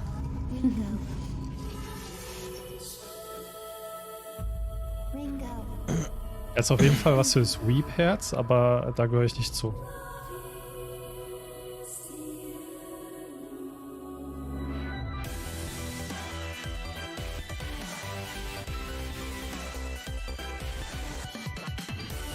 Take my hand.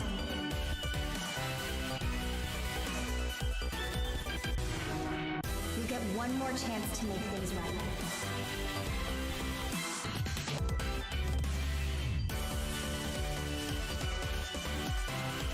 So that's our mission then. Save the world. Soul Hackers With 2. so many new games featured across Okay. SGF events, you might be wondering how to plan for your summer gaming dreams. NerdWallet can help you find the smartest credit card to reward your gaming purchases at Jawohl. nerdwallet.com. The Epic Mega Sale is going on right now. Save up to 75% off top PC titles with an additional 25% off eligible products. And it wouldn't be the Mega Sale without the free games vault. Aha, gleich noch reingucken. Be sure to claim Der läuft aber auch schon länger, Weil du oder? gekriegt heute, dass mein Gutschein bald Tune abläuft. into the Epic Games Store Twitch channel for our summer Ja, showcase on läuft June länger. 10th at 2 p.m. Eastern, 11 a.m. Pacific. We're taking a look at new announcements and updates from PC titles heading to the sind store wir? this year and beyond. Nee, sind wir gar nicht, das ist morgen. Tunic.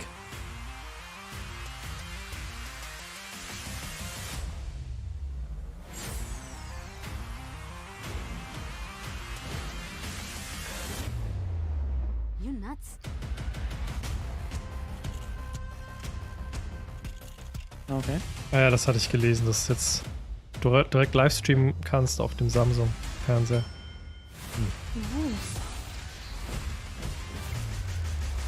Genau, lasst mal überall da ein Follow da. Bei den ganzen Sachen, die Anki gepostet Oh, hat. danke. Danke sehr. Werbepause. Wenn ihr jetzt followt, kriegt ihr 25% Rabatt auf eure nächste Chatzeile. Muss ich mir jetzt doch einen Samsung-Fernseher kaufen? Ja, nur wenn es OLED ist. Nee. Ich weiß nicht, welcher Fernseher das ist. Das Ding ist, dieses ganze Smart-Gedöns bei Fernsehern stehe ich nicht drauf. Ich habe meinen Ja, immer noch ich nicht auch ans nicht. Internet angeschlossen. Und ich bedenke, no. nö. Haltung mal nehmen. Oh, Haltung annehmen? Okay. Frech. Was? Nee, lass mich. Lass Ich mich. krieg aus dem Bild raus. Alles außer Krabbennahrung, ja. Ne, Switch.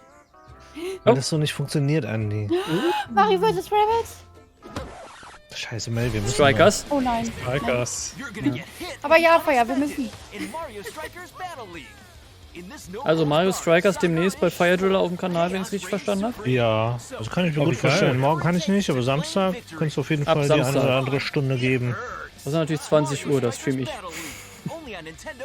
Ja. Ja.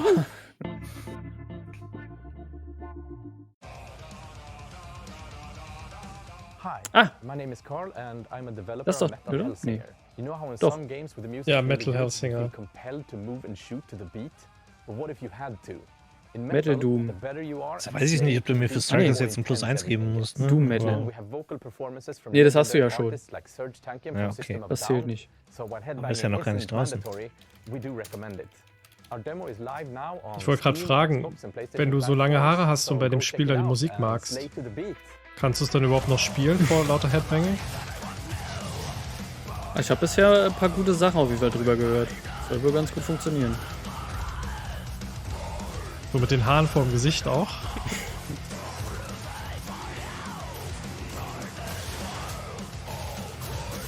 Ist jetzt halt nicht so mein Genre, aber aufgrund dieses Musikgedönses würde ich es mir mal angucken. Man sieht davon schon seit Jahren Trailer, oder? In jeder Das stimmt, Show. ja.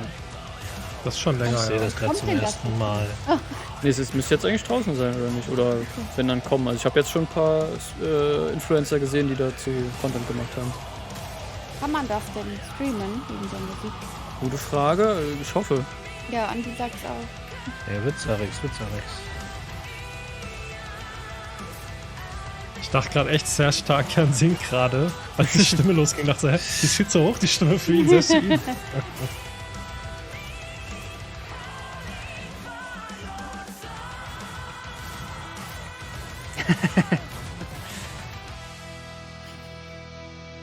Oder die machen dann Streamer-Modus und da hörst du halt gar keine Musik. Und Ja, genau. die Streamer Ja, also ich glaube, die schon Songs sitzen wurden fürs Spiel gemacht, ja.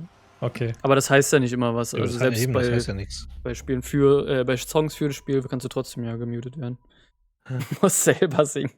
Stehen unten noch die Lyrics mit dabei. That one was Metal Hellsinger Genau. coming later this year from Funcom, a rhythm shooter with metal music.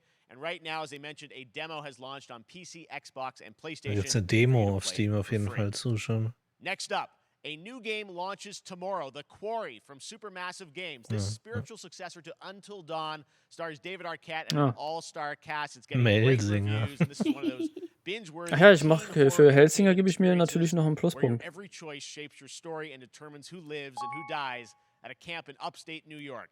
The Quarry ist dieses mit diesem 80er-Jahre-Slasher-Poster, was ich neulich, glaube ich, irgendwo mal gesehen habe. Das müsste so 80s sein.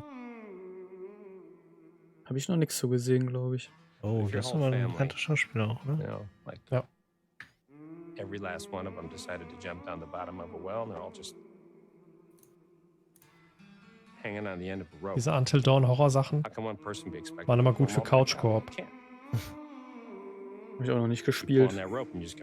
Nur ein paar gesehen. Ja, ist auch so Guckmaterial halt auch für mich.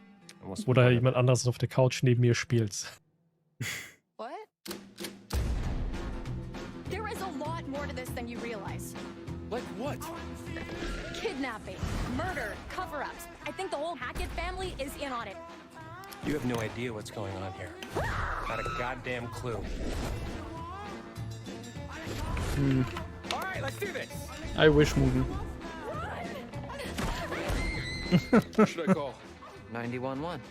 You mean Aber ich denke auch, dass Silksong eher bei Nintendo announced wird, nicht bei dem hier. Goodbye, cruel world. We gotta get out. I'm gonna enjoy watching you die.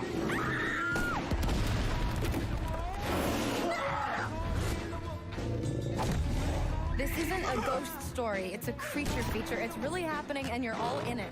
This is gonna get a little messy.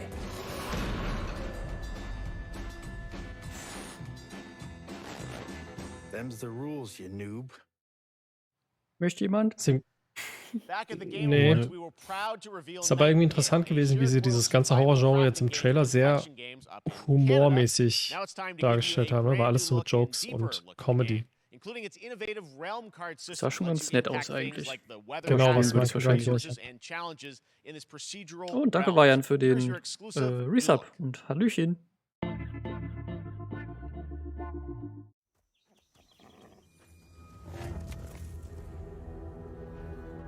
You're alone in the realms, I'm afraid. The portals are a mess. Haben wir den Trailer gesehen, als wir letztes Mal so zusammen waren? Not even sure if Nightingale made Mir it. sagt das gerade gar nichts. Also dieses Spiel. Mir auch nicht. Given how fragile you humans are, Ja, der Name sagt mir irgendwie was. I'd say that staying fed, dry, and Kommt mir rested. nicht bekannt vor, gerade als das Survival-Game. Nee. If the portal Doch, jetzt kommt es mir doch irgendwie bekannt vor. to make realm cards from rare resources. Once you have realm cards, you can activate the portal. Beware though. Karten? Foul things Ja. lurk in the interrealm void. Vielen lieben Dank, Andi, für deine 5 verschenkten Subs. Glückwunsch an alle Beschenkten. Be ready with your axe pick. Die kleine Mel hat eins bekommen. Genau.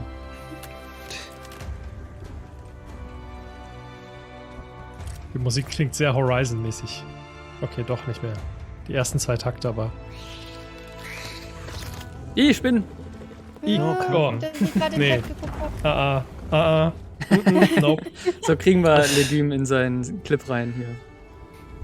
Eine Legume-Reaction. Nimm den Jordan Peele-Trailer vom Nope-Film und schneide mich rein. Nope. Muss mir den zweiten Trailer noch angucken. Ja, den habe ich heute gesehen.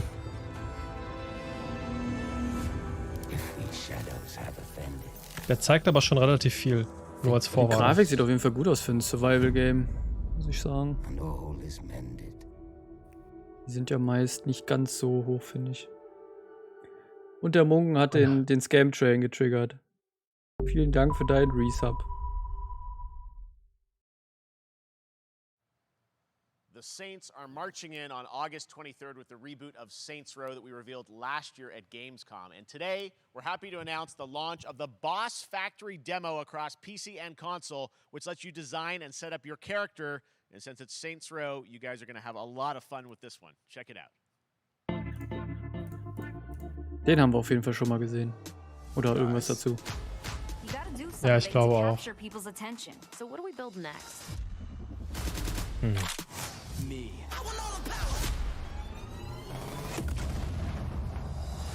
Ich meine, das war sogar bei den Game Awards, ja. Okay. Ja, das sah so aus.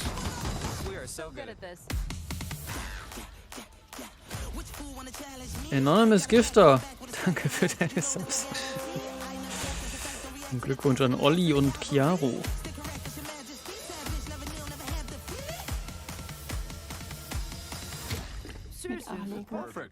Saints Row ist so...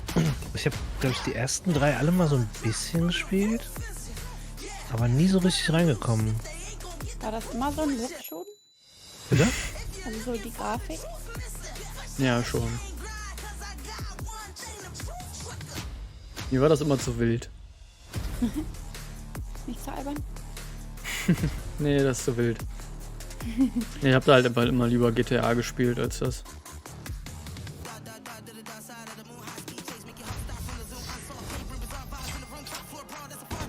Der Chat mal wieder mehr schreiben und nicht so viel verschenken, genau. Hi Nio. Viel Spaß mit deinem Sub.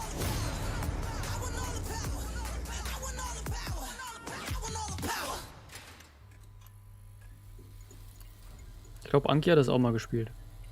Ulkig war. Danke, Legume, für deine Bits. Wollen wir noch den Hype-Train noch ein bisschen anfeuern hier?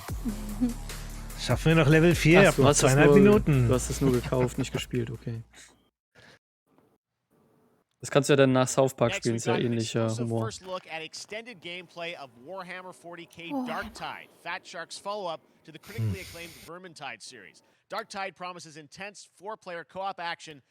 Da habe ich auch, also ist sowieso nicht mein Thema, aber da gibt es doch inzwischen auch Dutzende von Spielen, habe ich den Eindruck. Das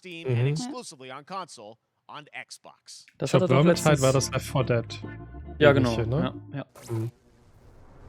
Das Spiel hatte doch hier Bio, war doch letztens bei mir im Stream und hat gesagt, dass er denkt, dass das Spiel ganz cool wird. Und scheinbar so ein bisschen Dead Space mäßig auch im Warhammer-Universum. So you're gonna restore the coolant and hopefully save the day. Get in, access the operations array and use the cryonic rods to flush the system. Oh, und danke für eure Kanalprobe. Oh, das ist schon wieder fast... Nee. Nee.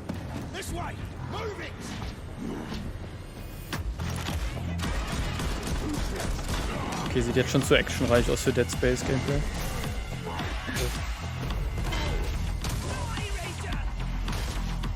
Eher aus wie Mini Doom.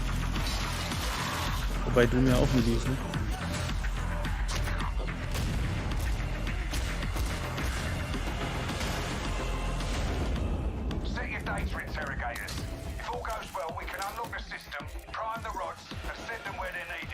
Cool, was mit Kämpfen, sagt Mutti. In Space. Und Monster.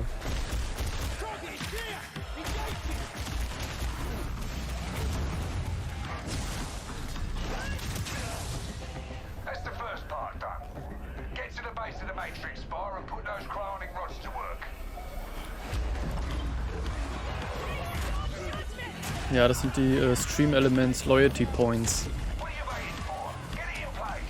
Quasi eure Watchtime.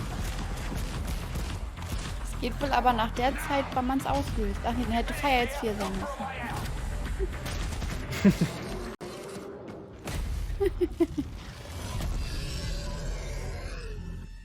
Jetzt will ich es auch wissen.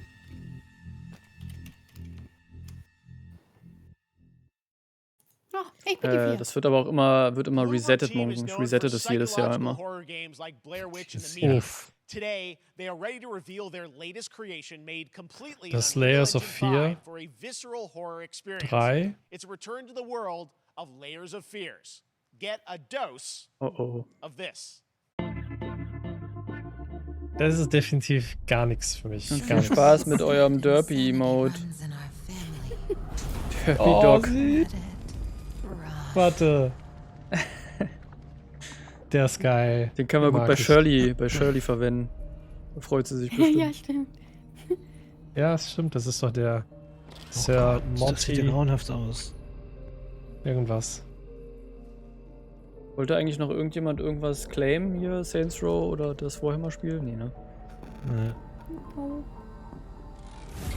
Hier Gruselspiel-Mail? Vielleicht? Wir müssen mal so ein Gruselspiel-Koop spielen. Wie viel? Oh ja. Also dieses The Quarry. Ja, wenn es geht, oder? Ja. Das geht maximal zu zweit, weil das war bei den anderen so. Achso, dann müssen wir Phasmophobia spielen wahrscheinlich, ne? Oh nee. Nee, es gibt irgendeins, was aktuell noch gespielt wird auf Twitch immer mal wieder, aber ich komme gerade nicht drauf.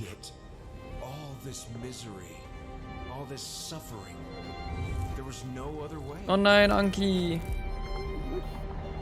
Das ist ja fies. Okay.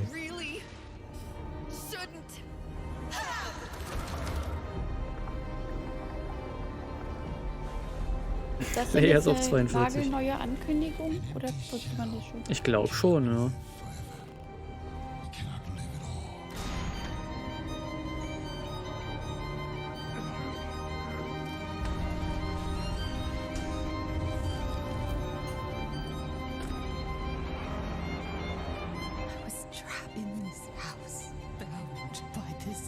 Bei Layer Sophie habe ich auch jemandem zugeguckt.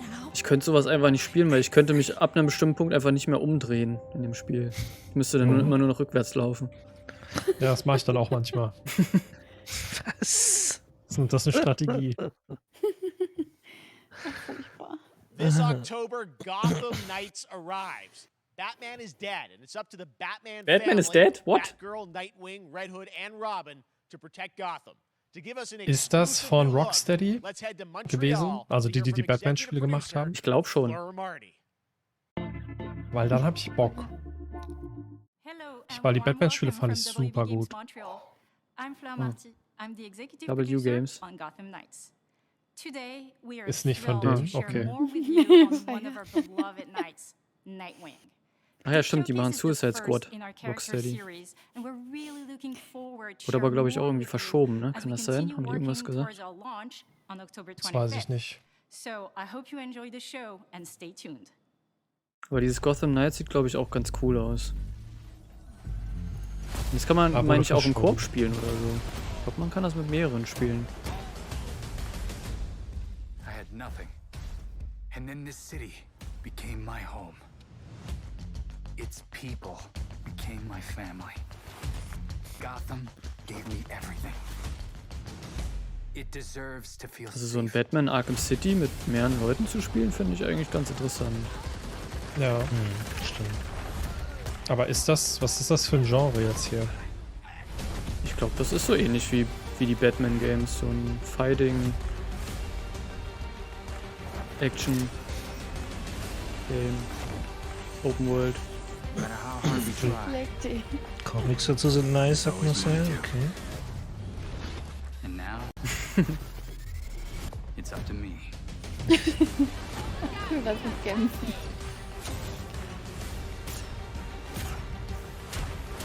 Next Adventure wird's wieder sein, ja, hast du recht.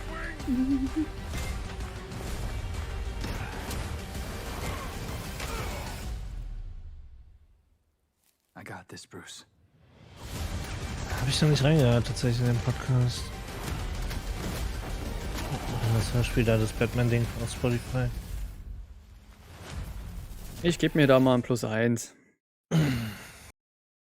Ich müsste noch mehr sehen, glaube That ich. was Gotham Knights, and now we welcome Ist das Neil Games sind Druckmann? cool. Neil Druckmann Ja, from mach mir Naughty auch ein Dog, +1. co-president of Neil Naughty Dog. Druckmann? Great to have you with us, Neil. It's been an eventful day on the internet for Der Naughty Dog fans. Director von Last of I Us. think we jinxed ourselves. We were joking about last night, like, watch the assets will leak, and lo and behold, that's what happened. Well, the good news is there's some stuff that hasn't leaked that we have lots to share with people about. Die machen, Naughty ich Dog. glaube, ich kann das schon First of all, spoilern, it oder? is Weil es war schon it's a relativ big month spoilery actually die for letzten Last of Us Wochen. fans because, Ja, Last of ganz Us gut 1 and 2 gesagt. both launched in June and it's nearing its Ich habe nichts 2-year mitbekommen. anniversary for Last of Ich Us. auch nicht.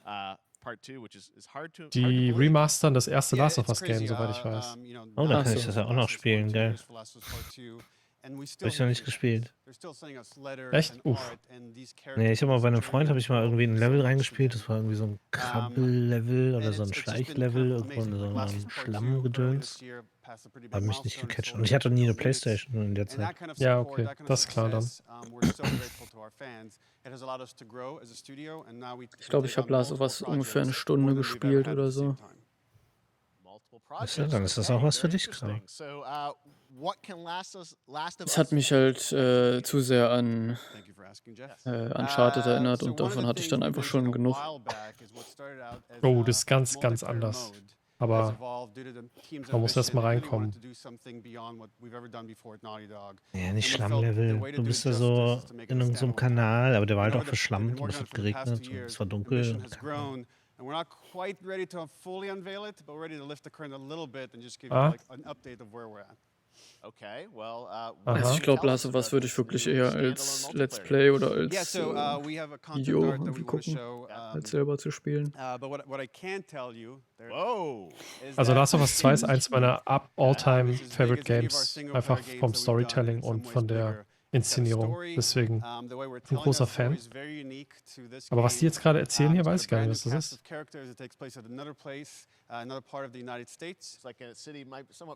Scheinbar irgendwie extended oder was?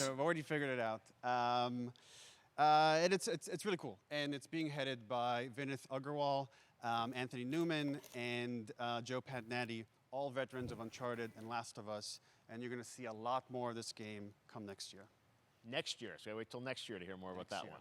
Okay, well, very exciting that this has evolved, and I mean, that concept art looks incredible. I can't wait to see Naughty Dog's storytelling fused with multiplayer live game. It's something special. As Multiplayer. Okay, well, that's Spin-off. not all. We also have something that I've been reading about on the internet every day. It feels like up in Calgary, they're filming the Last of Us show for HBO, right? Oh ja, das ist auch interessant. Da ist der Pedro wieder. We've teamed up with Craig Mazin of Chernobyl fame and HBO to adapt The Last of Us into a TV show. They've been filming, and it's pretty incredible. The stuff I'm getting back, when we're looking at back at Naughty Dog, we can't help but feel emotional because not only is it so good and the quality is so high, it's so authentic to what we've made in the game. I just can't. I couldn't be proud of, like, again, Craig and that whole crew and everybody that's up there. And their last day of filming is tomorrow. So the entire series, last day of filming is tomorrow. Last day of filming is tomorrow. Craig is up there right now, kind of wrapping it all up. So it's pretty close. It's closer than you might think. And you actually got to direct one of the episodes? Yes, I think that really speaks to the kind of collaboration and trust that exists between Naughty Dog and HBO. They invited me to direct one of the episodes. I think we have an image from the episode I actually directed. Ooh, okay. So we could first look. Let's take. So you can see this is a certain. Oh, ist das Mädchen aus Game of Thrones? And I really have to talk about Pedro Pascal and Bella Ramsey and not only directing them but seeing them do all the other episodes. Genau, Bella Ramsey heißt. For a whole year, watching the nuance that they bring to these characters, their relationship on and off camera. I couldn't help but think about Troy Baker and Ashley Johnson. It felt so similar to the chemistry those two actors had when we made the game. And it really feels like this is going to be something special. And I will say this will be the most authentic video game adaptation yet. Well, I mean, that first image that they put out, Echt, schon wieder Pedro Pascal. Wegen sowas müssen wir auf die dritte Staffel von Mandalorian wahrscheinlich länger warten. Super legitimate, you said, and that's awesome. Kann auch ein anderer unter den Helm. Ich zum Beispiel. So we'll see more of that next year. That's coming as well, right? Serious? You'll hear about it very soon. That's okay. All I'll say right now. All right. Well, Last of Us HBO, very, very exciting. And I hear you actually have a couple actors from the show who are going to join us here. We happen to have a couple actors here that are part of the show. We should bring them up. Okay, come on up.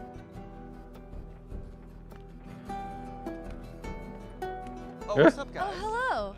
Das sind die aus dem Spiel. Hello, I know. Good to see you. Surprise. I'm a little confused, though. I thought maybe Pedro Bella, but Troy Asher out here from the game, right? Die spielen wohl mit in der Serie. Craig and I started working on the show, almost one of our very first meetings, we said, Troy and Ashley have to be a part of it. Ich hoffe, ihr hört nicht wieder meine Vögel. Aber hat die Helmbelohnung rausgenommen, frech. Das stimmt. We felt like it was so important that they become part of the show, and it wasn't. It's mir nicht leisten kann. Just like kind of like a wink to the camera and like a cameo. Okay. These are real roles that we're keeping on the wraps for now. but man, I'm bummed that I couldn't be there with Die you spielen guys. bestimmt böse Charaktere oder There's so. been so much stuff It's I feel like so good. on the internet. There's so much like talk about what's being filmed, and I think that's you guys have kept a complete secret that you were up there and you filmed your roles by now, obviously. Well, keeping secrets with this franchise is kind of old hat. Like we've had Except for today. Except for the date. Except for the date. It was one of the hardest things for us to do is to not let people know that because we're so proud of it and the work that we did. We worked hard. The crew. I have to say, when I walked out on set, to be met with literally every person that I met on that crew is such a fan of this game, and they all knew what it was that they were working on and committed to working on this project because of their fan and their love for the game was one of the greatest. It was like I was coming. Jetzt höre ich aber doch Krähen. Yeah, the attention to detail, the crew was amazing. Ich habe hier alles. Oder gehört das zu Lars sowas? Ich frage eher, wie oft hat Mel offscreen gegähnt? We've been trying to sort of describe that feeling of sort of seeing them in person. It's like the characters Wir kriegen heute leider nur coming to Croissant. life, but Ja, Croissant. it's so much more than that. I feel like I can't fully explain it, but I am so excited to be a part of it, and Echt das als Witz? just I can't wait to see it. I think it is going to be Nein. so good. It's I love the story. I love just being a part of I'm this so world. excited. Ich frage mich immer, woher kenne ich sie denn? Man kennt sie doch auch aus irgendeinem Film oder so oder eine Serie oder irgendwas. Bob and Weavin and are these Ich kenne sie nur als Voice Actress von den ganzen Sachen. Ja, also sie ist halt die Ellie-Stimme und ich glaube ein paar andere Games noch. Bekanntere. All right, well, we're so excited. Maybe it's already on Twitter by now. Sie ist auch Teil. Hallo Lee. Also Ashley Johnson ist auch Teil von diesem Critical Role RPG Twitch-Stream. Ah, vielleicht kenne ich sie auch daher. Pen and Paper? Das könnte sein. We wanted to give people the definitive version of the first game that wasn't encumbered by any technology. Wanted to find a way to get even closer Jetzt kommt das to our Remaster, original okay. vision. And we're able to do it on the PS5 and PC. And instead of talking about it, let's look at it. Ah, finde ich auch krass. Es gibt ja auch schon ein Remaster davon, ne? Und jetzt nochmal ein Remake davon? Ich glaube, das wird jetzt nochmal richtig PS5 und PC-Technik nutzen. Das sieht besser aus als der erste Teil. Ja, wollen die, dass ich das Spiel dann jetzt doch noch spiele, ey. Mann. Also wenn ihr das... ich weiß nicht. Was? Ich glaube, das könnte ein Stream werden für mich. Really? Dann brauche ich es ja nicht selber spielen. Guck es mir gerne bei dir an. Last of Us 2 war mein erstes Streaming-Spiel ever. Oh, und das ist in einer Woche genau 2 Jahre her. 2.9. Ja, bis dahin habe ich noch genug zu tun. Erst erstmal. Ja, schreib mir das mal auf. Okay. Und bei Legume, also wenn er schon an Stream denkt, musst du ihm das bei ihm auch aufschreiben. Eigentlich schon, ja. Ja, das kannst du aufschreiben, ja. Wir verlieren Mel. Wie skandalös ist noch die Doktor heutzutage noch? Irgendwas? Ich mach Schnuten. I got this.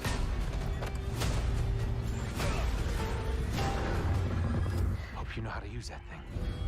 Ich guck da jetzt auch gar nicht so genau hin. Ich will davon nichts wissen. Sie nennen es Part 1. Truly one of my favorite games of the past decade. Gott, was Guys, heißt das what's denn your jetzt schon reaction wieder? to that? Yeah, we hadn't seen that yet. Yeah, you're watching it in real time. Yeah. Back to back. Wenn die so ein Episodending draus machen, bin ich raus. Nee, der erste Teil hieß ja nur Last of Us, der zweite hieß dann Part 2 und jetzt nennen sie den ersten als. Ja, aber das wird nicht. Der hieß. Teil 1 von 1. And then the animators went back and We're seeing studied. side by sides here just how much it has changed. That you went and you redid the models. And Genau, ich wollte wissen, was genau haben die geändert, aber jetzt zeigen sie die Models sind neu. Ja, richtig gut. Die alten sehen besser aus. Im Moment das rechte ist... Echt? Nee, okay. Nee, okay. Ich hab's einfach nur... Weil da Remastered steht, dachte ich, das wäre das Neue.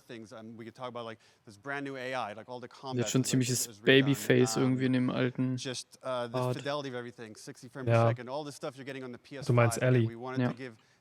Ich glaube, sie ist da 13 oder so auch. new players for PS5 and PC, we wanted them to have the definitive version of Uff. Amazing. Well, now you guys get to replay. I mean, when was the last time you guys played Da the habe ich game? einiges vor, glaube ich. I actually played it again just to refresh my memory For the show? before working on the show. I was just a glutton Nicht for verstecken. punishment, and I went straight from playing never part played 1 straight into part 2. And so the last time that I played literally would have been 2 years ago, since we're celebrating the anniversary of part 2 coming out. So I mean, it looks like I'm definitely going to be up for another Yeah, playthrough I can't. with I mean, this.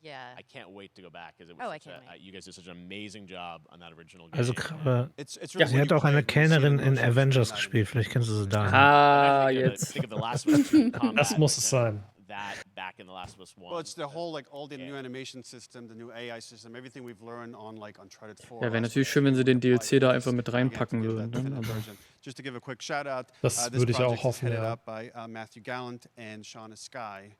kommt bald bei You'll hear a Ekdal, ja. lot more about, see a lot more about over the Ashley coming weeks leading Johnson. up to the release September 2nd on PS5.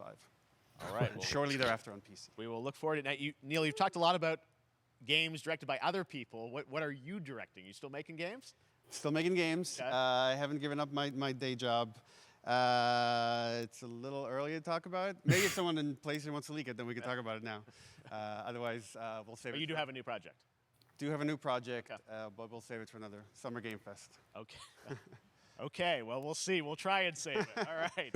Troy, Ashley, Neil, thank you so much for dropping by Summer Game Fest. And I am so excited that The Last of Us is returning, as you said, in September. So thanks, guys. Appreciate it. Thanks, Jeff. Awesome. All right, well, that is going to do it. I Thanks tried Naughty to Dog hurry and leave. PlayStation for that very I'm so special sorry. look at The Last of Us and the entire franchise and where things are going. Very, very excited about that. All right, Summer Game Fest So, und continues jetzt over noch the die next few Expans, days. bitte. Coming up right now on this very stream is Day of the Devs with Klingt nicht so, Iron 8-Bit oder? and Double Fine, including an Nee. exclusive new look at the Planet of Lana. And then the Devolver Digital Showcase. Tomorrow, Oh, Planet we've of got Lana. Netflix Geek Ja. Week, Ja. which I'll be co-hosting, and the Tribeca Games Showcase streaming, along with the Epic Games Store Showcase. Ah, And das then ist finally heute noch um Sunday, Mitternacht, ist die Volvo. Xbox and Bethesda Ja. Game Showcase. You can stream them all at summergamefest.com. As for me, I'll see you again in August when we are back live in Cologne, One last Germany, thing. for Gamescom opening night live on August 23rd. And then the Game Awards will return in December live from the Microsoft Theater in Los Angeles. And finally, I'm excited to share that Summer Game Fest will return in June 2023 as a digital and in-person event to bring Ih, the das gaming war's community schon. together. I guess Thanks so. for being a part of Summer Das Game hab ich jetzt auch Fest. auf mehr And eingestellt. remember, there are more events Ich hatte and gedacht, ja genau, announcements ich to habe come. eine Stunde länger See you gedacht, soon. aber Ja. war dann doch. Ja, Anki fragt schon, ob wir noch bis 12 durchmachen. Bis Dezember. Was? Da brauche ich aber noch ein paar Pizzen bis dahin. Das ist okay, du hast ja jetzt Assistenz. Happy birthday. Sag's Ei, ei, mir, ei. singt doch noch, genau. Wir wurden verarscht. Happy birthday to Stimmt. you. Happy birthday, Day of the Devs. Day of the Devs. What? You don't know what Day of the Devs is? Day of the Devs is the greatest and definitely the oldest independent games festival that exists. It was started over 10 years ago by Double Fine Productions and I Am 8-Bit to celebrate the best independent games out there and bring them to you, the fans. We wanted to bring developers and players together to get together, play games, and have a great time. It used to be a physical event only in San Francisco, but now it has gone digital so the whole world can enjoy it. And we're really excited this Den year to hatte be ich mal part als of, Hammer. Summer Game Fest. So sit back, relax. Diablo-Spieler put wissen, on your was ich party meine. hats.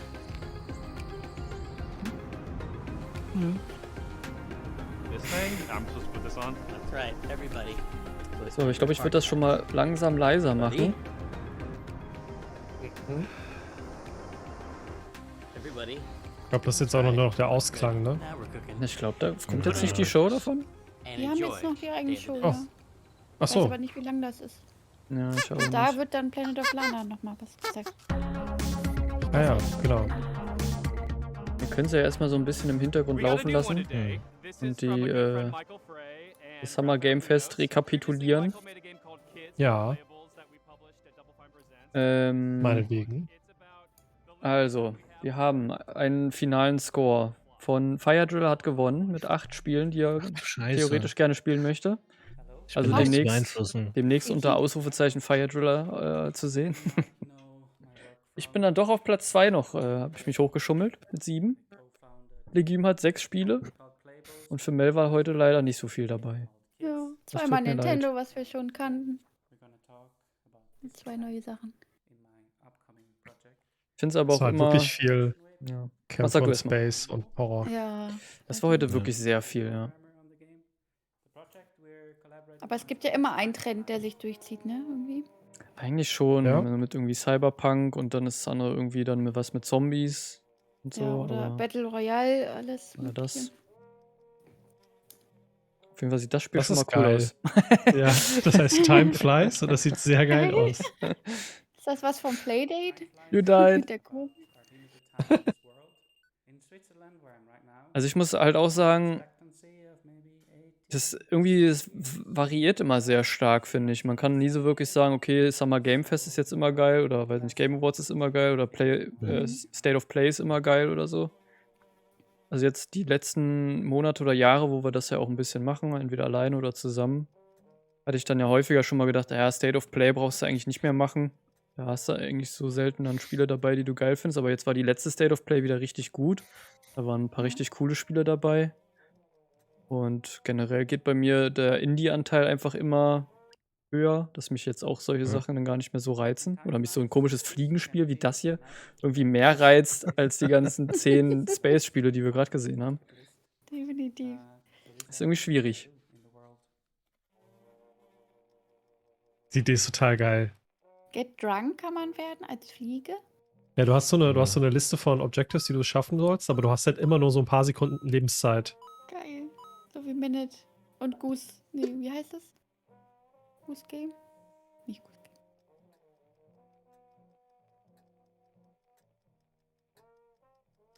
Nee, Goat Sim meine ich nicht. You can play the Oh, guitar. Sie stirbt gleich. Da oben ist bestimmt eine Spinne bei so vielen Pünktchen. Oh. Ja, stimmt.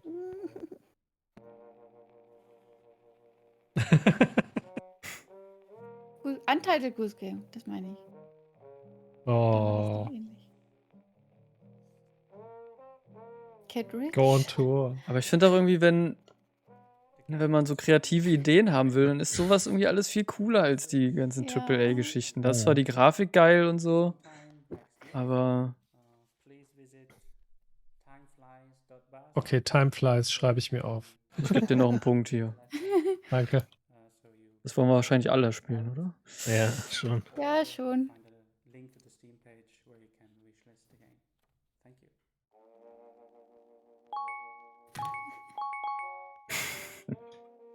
Uplink Sounds. Ein Punkt. Oh ja, der Bildschirm, das als Bildschirmschoner. Gute Idee. Bildschirmschoner, sowas gibt's noch?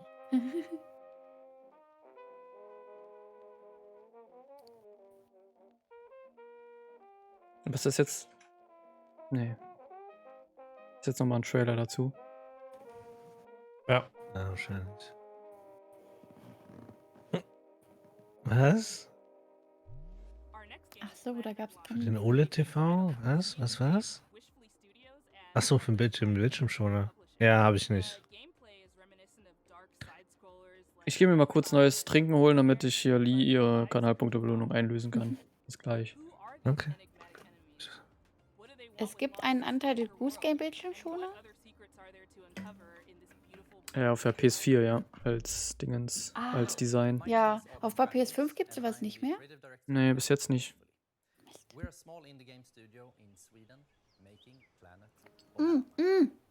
Da ist es. Aber da gibt es auch Spinnenviecher. Aber bestimmt cute. Oder so. Oh, und Black Chester hat gespendet. Hallo. Moin moin, Tom.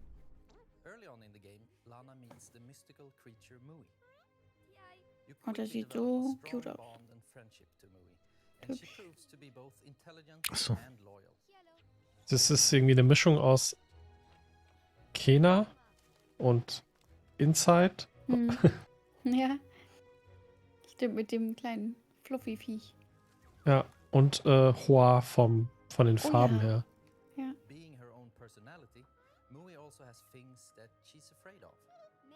Ja, das ist sowieso schon auf der Liste bei mir, aber ich schreibe es auch nochmal auf. Kena und Ori.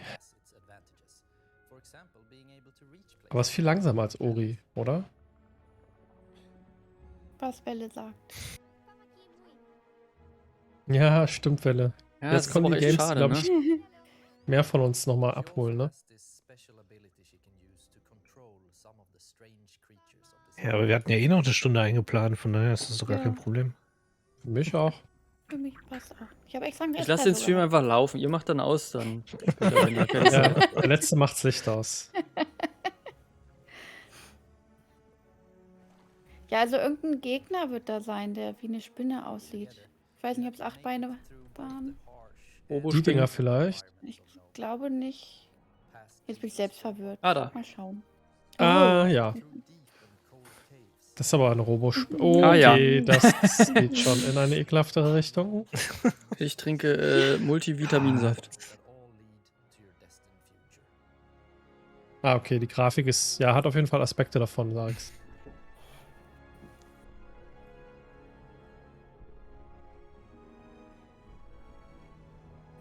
Aber Desktop Goose, das sagt mir irgendwie was. Da muss ich mir das nochmal angucken. Soll ich dann doch nochmal den Ton ein bisschen lauter schrauben wieder?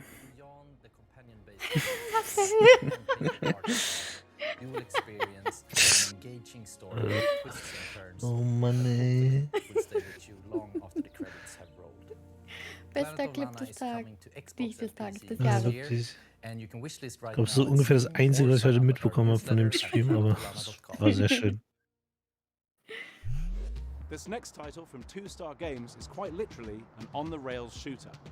You and your Steht denn auf little eurem train Plan, with auf mounted eurem machine Zeitplan gun irgendwas and drauf, wie lange das hier exquisite gehen collection of müsste, bobbleheads theoretisch? face off Dann into bis, the aber demonic nicht bis 12, oder? power-faced Bis die train Volvo who is irgendwas hell-bent anfängt? on devouring human flesh. Hm. This is Choo Choo Nee, Charles. weiß ich gar nicht. Hey, I'm Gavin. I'm the solo developer behind Two Star Games, and I'm currently making Choo Choo Charles.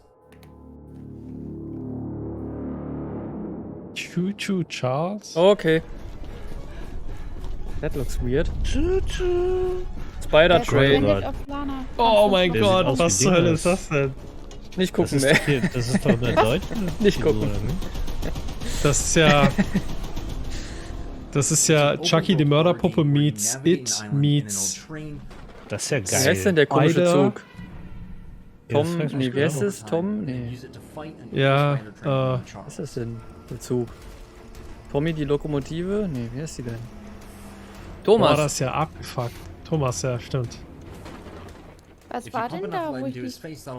guck immer noch nicht. Ja, da ist ein Zug mit Spinnenbeinen. Ah. Ja, und zwar ziemlich groß. Also demnächst, da hilft auch ein 9-Euro-Ticket nichts mehr. Vielleicht ist das Vorbereitung darauf. Zu spät, zu spät. Wie kommt man auf sowas? Man ist kreativ. Aber warum? Warum nicht? Alles klar, Lee. Schlaf gut. Danke fürs Ja, Mitmachen. Lee. Nochmal nachträglich, ich glaube, ich habe einen Pfad verpasst. Danke, ich habe einen Clip gemacht. Der andere Spinnenclip, okay. Ja, das war gut. Geräusche von Legume This is where things get really dangerous, with Charles constantly roaming around looking for his next meal, and camps of shotgun-wielding cultists looking for someone to feed to him. Ich versuche auch gerade rauszufinden, wie lange das geht, aber wir schreiben es auch nicht bei Twitter. Das lieb. Ist es immer noch das Ding? Also man sieht gerade den Spinnenzug nicht, aber es ist noch das Spiel. Ja. Okay, dann lieber nicht. Ist jetzt in einen Dungeon gegangen, da gibt es schon keine Spinnen. Ja. Zumindest der Zug passt nicht da rein wahrscheinlich. Der ist smart, da reinzugehen. Das sieht doch jetzt aber sehr oldschool Dungeon Crawlerig aus irgendwie. Der kommt doch jetzt hier rein. Creepy Guy. Pass auf. Nice. Oh, ist Tinker noch da? Ja, Tinker, Oh vielen Gott. Dank für den Follow. Gute Nacht, Toni. Stimmt, ich auch, danke, Tinker. Ja, aber Tinker, bist du nicht schon allen gefolgt in Raids? Na, aber gut. Nee. Nacht, das Luni. nicht. Oder wieder Endfolg zwischen. Ich dachte, du hättest den schon allen gefolgt. Gute Nacht, Best be Lunchen. careful out there, because it might be unwise to wander too far from your train. Und noch gute Besserung, Luni, weiterhin. Ich drücke die Daumen, if you know what I mean. Wie? Jetzt verpasst Looney Six Song. Das geht aber eigentlich auch nicht. Bei dem. Okay. Gleich bei Devolver. Oh. Spinne ist back. Oh, ich will sie auch gar nicht sehen. Inwiefern ist denn dieser Zug die sichere Alternative? Das Problem ist, wenn ich nach da gucke, bringt auch nichts. Da sehe ich ja meine Vorschau. Ich muss nach da gucken. Ich muss eigentlich auch in meinen Schoß gucken. Choo Charles. Okay, es ist zu Ende. Early 2022? Ist das nicht zu spät dann jetzt schon?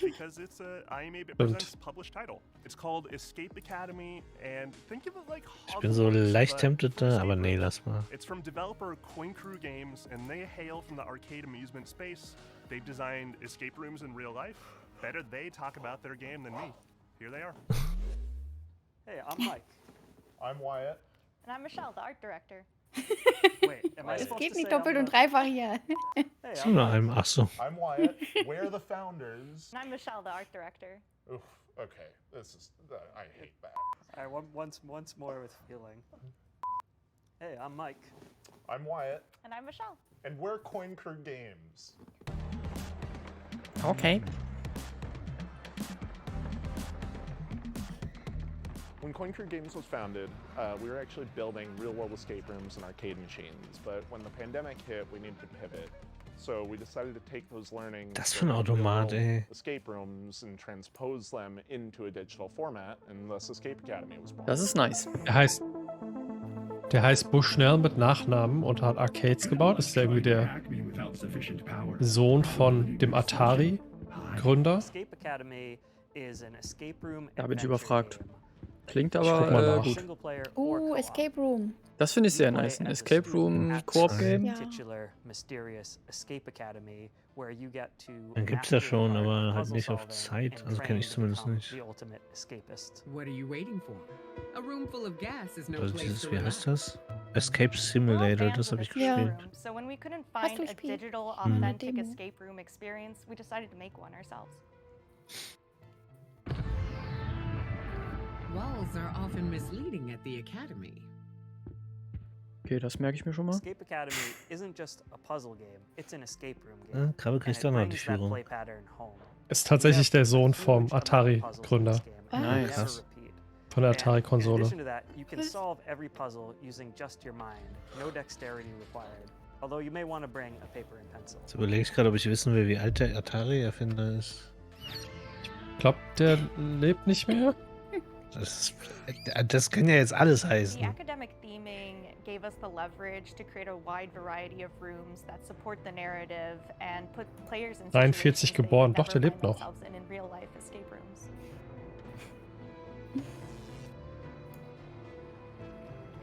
When we were designing the game, it was really helpful Das to geht nicht, wenn ich nicht live bin. the experience of both playing a lot of escape rooms and designing Vielleicht muss ich das, lohnt sich auch langsam, das einfach bei mir einzubauen, dann hinzuschreiben, Mel hat heute sonst so oft Überall, wo ich mal zu Gast bin.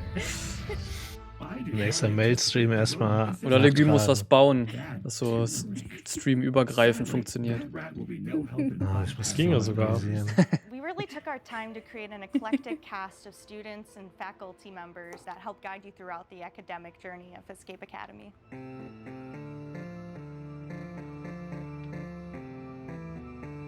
Das hat sogar Building on Story. the lessons that you get in each room and raising the stakes throughout your journey at the academy was definitely a design pillar we wanted to make sure came through in the final game. Ich war noch nie in einem Escape Room. Ich auch nicht. Ich war einmal und es war sehr lustig. Ja.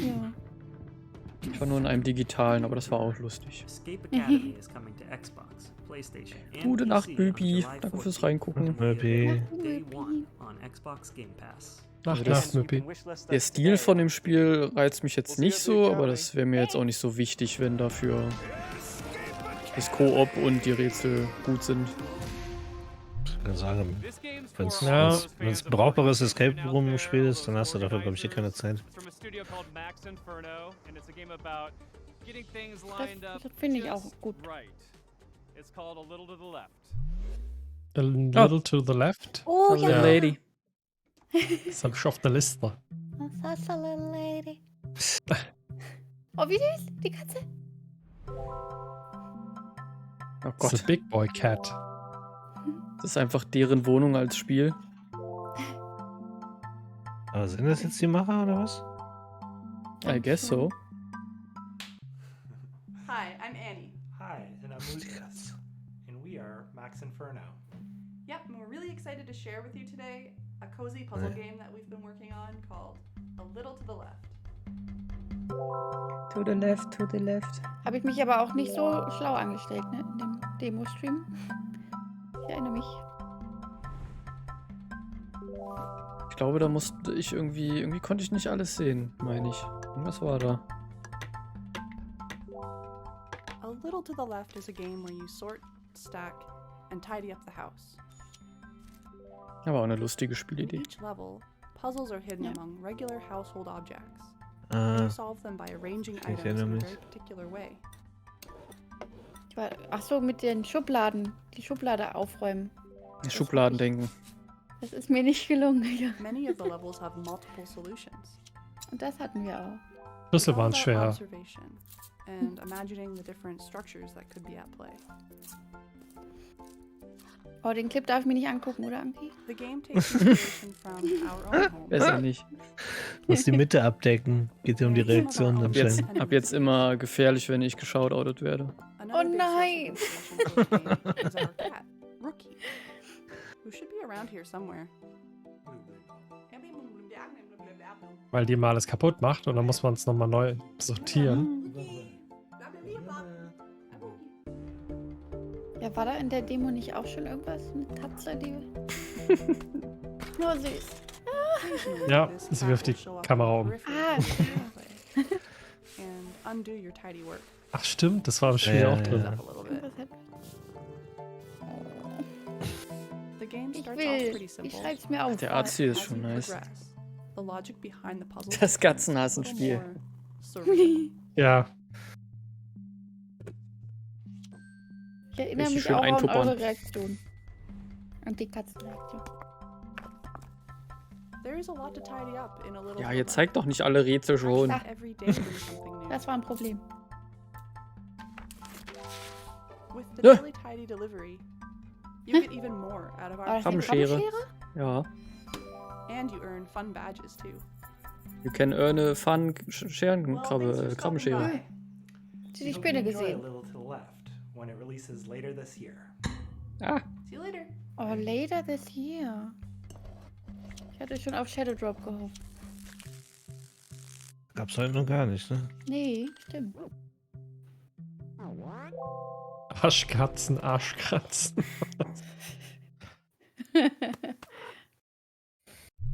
I've been excited about this one ever since it was announced ages ago. It's from developer Gummy Cat. It's called Bear and Breakfast. And the title says it all. Ist das nicht auch das Spiel, was du gespielt hast? Ja, jetzt kommen alle meine cuten Videos. Jetzt wird mir Das hab ich auch an die Demo gespielt. A bunch of gameplay you've never seen. And finally, announcing a release date. Hype. Aber das war irgendwie noch nicht so ganz fertig, oder? Als du es gespielt hast. Also du hattest irgendwie ein bisschen Probleme, glaube ich, noch mit dem. Ja, es war nicht so Gameplay. ganz polished. Auch, muss ich sagen. Aber cute. Sehen wir eigentlich noch Punkte? Kommen, glaube ich, nicht Wenn mehr so ihr- ganz hinterher. Aber wenn ihr das noch auf dem Ja. Schirm habt, kann ich das nachtragen. Ich glaube, bei mir kommen schon 4 noch drauf. Seit der Show hier.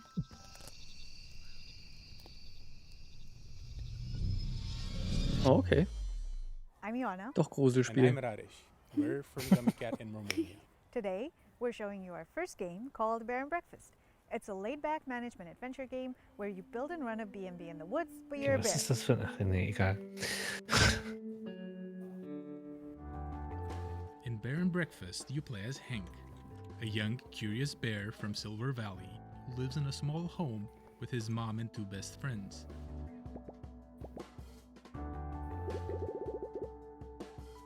Oh, seine Familie haben wir noch nicht gesehen in der Nee.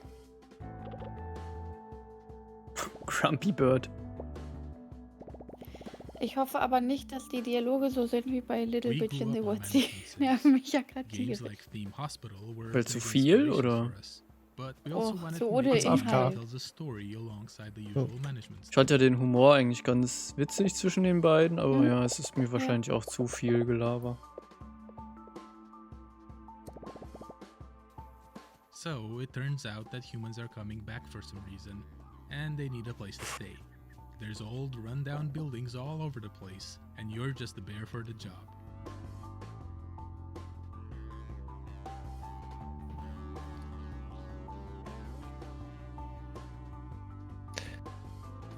The game follows a linear story that you advance by solving quests. Das ist so seltsam, dass ich jetzt so, ich sag so, ja, okay, würde ich mir wahrscheinlich angucken, aber ich würde jetzt nicht sagen, pack's mir drauf. Ganz komisch. Es hat halt so ein bisschen was Animal Crossing ist auch für mich, gerade hier dieses Einrichten, so ein bisschen wie der Animal Crossing DLC, der neue, wo man da diese Ferienhäuser baut. Das für mich gerade aus wie Rimworld. Okay. Ja, und so Müll wegräumen und den Platz sauber machen. A little to the left. Die ganzen Sachen, die ich schon in echt nicht gerne mache, jetzt auch ins Spiel. Aber im Spiel macht das doch viel mehr Spaß. Nein! Da kriegt man ja bunte Bilder dafür. In Shiguri kann man auch Müll wegräumen, das macht auch Spaß.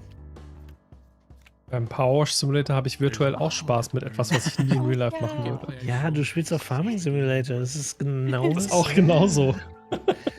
Ich auch nicht in Real Life. Aber Power Wash Simulator würde ich auch mal im Real Life machen. Ich glaub, so ja. So einem Hochdruckstrahler da mal über sowas rüber. Das ist, glaube ich, genauso befriedigend ungefähr wie Sachen kaputt machen auf irgendwie so einer. Wahrscheinlich würdest du es auch nur so 5 Minuten machen und dann, ja, okay, habe ich probiert. Ja gut, das kann sein.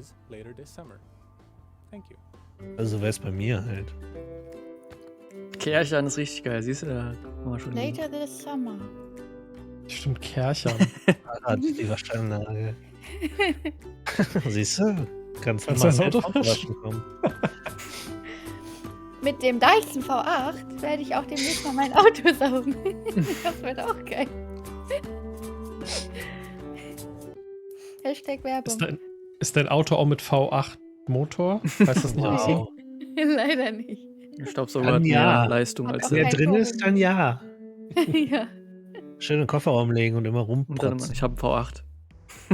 28. Juli. Wie heißt das noch? And Breakfast. Nee, nur nach Hause. Pixel art Metroidvania full of interesting creatures. It's called Animal Well. Oh. Hi, I'm Billy Basso. That Today I'm gonna be sounds. showing you a game I've been working on. That sounds Animal good. Well. In Animal Well. Well. Irre, wie er abgeliefert wird in dieser Show. Ich glaube, das habe ich sogar auch schon gesehen. Das kommt mir gerade bekannt vor. Ich glaube, das war auch bei letzten Steamfest. Habe ich aber auch nicht genommen, leider. Ich habe schon Angst, jetzt zu verpassen, wenn ich noch mal eine Pinkelpause mache. Ich will eigentlich gerade auch, aber es geht halt nicht. Die ganzen 2 Stunden vorher hätte man jederzeit gehen können und jetzt so. Ne? Ja, echt. Oh, das ist auf meiner Liste auf jeden Fall. Ja, ich habe das immerhin nicht beim Steam Next Fest gesehen, habe es dann aber nicht genommen, weil ich so dachte, schon wieder ein Spiel irgendwie mit einem Blob und aber es sieht doch besser aus. Und vielleicht ist es ja nächste Woche wieder beim Steam Fest dabei. Ja, stimmt. Ich mag diesen CRT-Monitor oder Fernseher-Look mit diesen Streifen.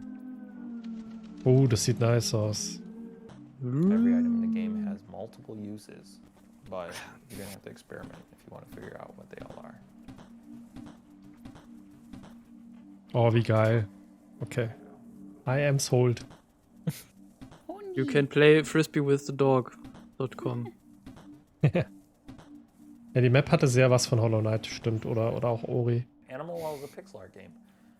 That's not just a pander to nostalgia. Instead, I'm viewing as a technical opportunity.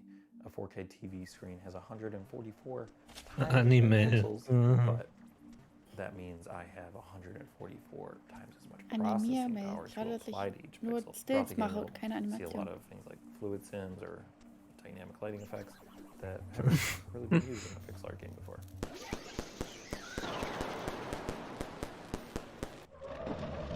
Den Knaller. Oh, das ist schon echt cool. Das sieht schon echt cool aus. Das ist sehr Metroid. So what that means is the base layer is something the average person can play through and enjoy to Orivania. Ja, es ist voll. Man sieht die Einflüsse auf jeden Fall auch. Nicht nur ein Tier, stimmt. Aber auch so witzige Ideen wie das mit dem Bluebills da.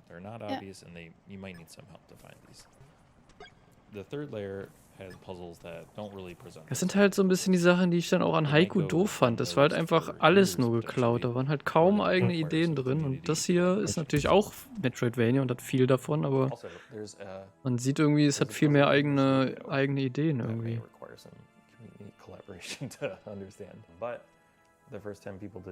There's a puzzle in this video? Wo? Das ist mir jetzt schon zu Meta. Der Picross DS. Oh yeah, thank you so much. Oh, kriegst ein Spiel umsonst, wenn das Rätsel ist. Ja, aber da waren noch mehrere Puzzles in dem Trailer. Zum Beispiel das Puzzle mit dem Springen. Stimmt. Ja, ich glaube, das ist noch so ein Meta-Ding. Diese Map da mit dem X. Ja, das war Picross, oder? Ja, Picross war auf dem Screen, ja.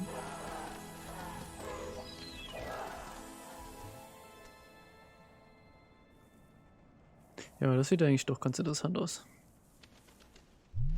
Woodplay. PS5 von Steam, ne? Spannend. Vielleicht am Anfang erstmal. This game comes to us from Highwarp, a solo developer from Spain. Hi, I'm really happy to be part of the 10th anniversary of Day of the Devs at this exciting Summerfest edition. I'm Melwin from Highwarp, a solo dev indie studio from Spain, working on bringing to life very unique and personal games. Die Zeichnungen sehen schon mal cute aus. Ja, das haben wir schon mal gesehen, oder? Echt? Ah, doch, stimmt. Ja, doch, das hatte ich auch schon mal auf dem... Ihr schon alles gesehen habt, ey. Das war auch beim Summerfest schon mal als Demo, oder? Kann das sein? Oder haben wir das als Trailer gesehen? Oh ja, das habe ich bei irgendjemandem oder auch als Trailer gesehen. Ja, das kann ich überlegen auch gerade. Ich habe es aber aufgeschrieben. War das nicht?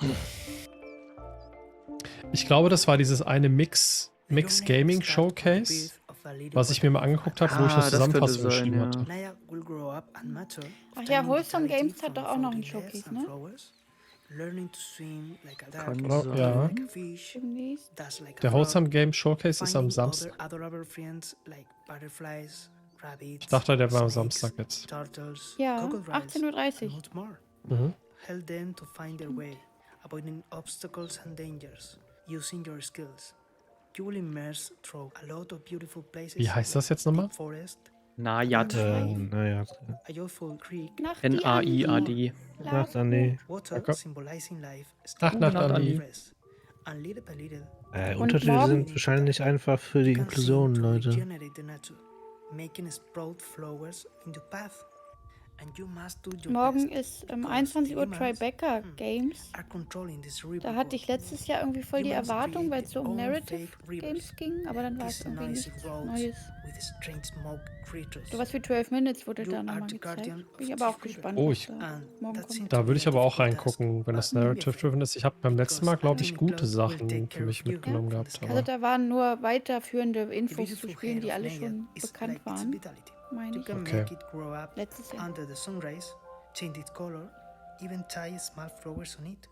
Creating Nayad, Das erinnert mich so an unseren Teich früher im Garten. at your own pace, exploring and flowing. Nayad will be available for PC and consoles by the end of this year. Thank you for watching.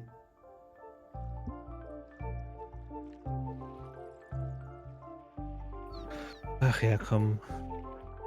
Gib mir mal einen. Ich hatte schon lange nichts mehr. Ich glaube, mir wäre das zu wenig. Ich habe so lange keine Punkte mehr vergeben. Aber gut, ich mache jetzt einfach, wenn ihr darauf besteht. Weil ja die 10 Dann müsstest du bei mir. Dann müsstest du bei mir noch 6 Stück draufpacken. Okay. Bei mir 4. Falls du das Timeflies schon hast, dann 4. Weiß nicht, ob du da noch einen Punkt gegeben hattest. Ich glaube ja. Gute Nacht, Nachbarn. Gute Nacht. Gute Nacht. Hunt and gather to care for your Farming settlement, Simulator. explore the ancient world around you, and best of all, become a friend to the mammoths. This is Roots of Pachar.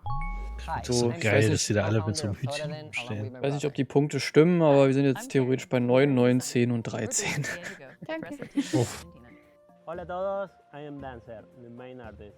Dancer? Timo's brother. We are the team developing Roots of Pacha, a farming sim set in the Stone Age where you Cooles help your Logo-Art. clan develop the ideas that Cooles shape Meine the kommt Pixelart. auf jeden Fall hin, die Zahl. Alles klar, Sarix. Danke fürs Reingucken und eine gute Nacht und komm gut ins Wochenende. Nacht, Tobi. Nacht, Sarix. Beziehungsweise sag mir noch schnell, ob ich morgen die Switch mit auf Arbeit nehmen soll. Für tagsüber ein bisschen Strikers Action. Explore the regions of this new land, discovering plants and resources along the way. Oh, Farming Game. Many of the ideas you develop. Ich glaube, jetzt gehe ich kurz auf Toilette. Das sieht für mich völlig uninteressant aus. Da gibt's einen dicken Eber. Den kann man reiten. Und einen Alpaka kann man auch reiten. Oh. Und einen Bock kann man auch reiten. Und einen Strauß kann man auch reiten. Ideas will build on one another. And after a Jetzt müsst ihr es durchziehen.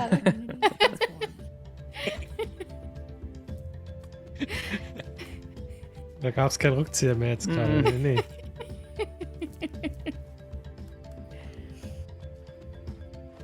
Es war lustig, weil du das immer gesagt hast, 1,5 Sekunden bevor es bei mir erschien. Das heißt, ich wusste immer gleich, was gleich kommt. Ja.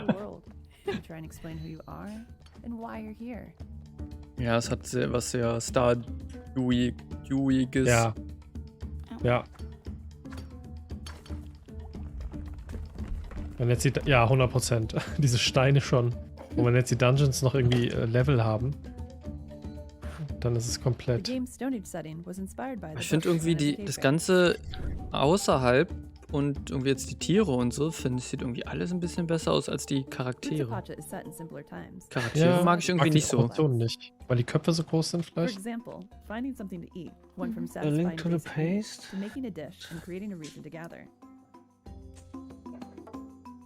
Wonder Woman. As you discover ways to make life easier, you'll find Alles ways to klar, ich guck mal, experience Tobi. all the fun Pacha's world has to offer. Oh, ein kleines Mammut. You'll get to know your clan. Und man kann eine meet Katze auf others dem around Kopf you, haben. and maybe even find that special someone. Wie bei Final Fantasy 14, wenn man Malerfeld spielt. Our love of farming sims started with the first Harvest Moons, and Stardew Valley took it to the next level. With Roots of Pacha, we want to make our own unique contribution to this genre.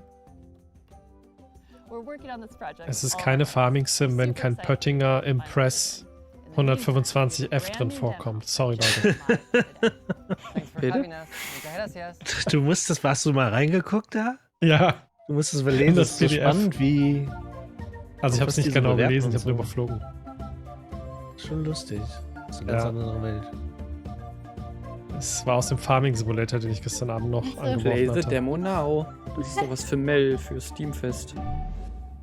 And now Vielleicht. I am very pleased Nee. to present a world premiere from our Ja, es friends wäre at Us2 cute. Games, Universe the auf jeden folks who Fall. brought you Monument Valley, Alba, Oh. and a bunch of other really, really cool Oh. games. Here it is. Alba war so gut. Wenn Ja, ich habe das fand ich Gefühl, auch das war so gut. Fand ich richtig schön. Desta. The Memories Between. Ich spiele jetzt Desta. At Us2 Games, we Game really try and Desta. take what's meaningful and great about games and deliver that to everybody. Wow. So with Monument Valley, we made people care about a character for the first time if they've never really engaged with games very much. Badenhammer. And with Alba Wildlife Adventure, Ah. we took open world games and packaged that into a kind of theme about saving an island that more people are going to want to engage with than just the hardcore. Ich habe Alba am iPad gespielt, durch Apple Arcade. Das war auch total cool, weil du ja Fotos machst und dann mit dem Gyro. Ach, Ja, echt? sagt mir gar nichts. Das war im Apple Arcade, deswegen haben wir es auch gespielt dort. Weiß nicht, ob das außerhalb erschienen ist. Gibt's auch auf Steam oder so. He's a young person in their early 20s who's coming home for the first time, having not left home in the the very best way. Their relationship with their mother and their family and their friends. There's a few of them that were a little bit broken. And they were broken because they didn't really have the words to say. And their father, who used to be a big part of their life, unfortunately passes away. And they don't have those tools and that person to lean on to bridge that gap. So they manage to go home, they find this old ball they used to play with their dad. And when they try and fall asleep with it, they find themselves in a world between worlds, neither asleep nor awake. And when they're in this, they can explore these moments, these memories, and solve these creative problems through a ball game. And when they do that, they find the right words to say to confront these people. Paya. The people we're going to be meeting in Desta's streams are people who were significant to Desta before they left town a couple of years back.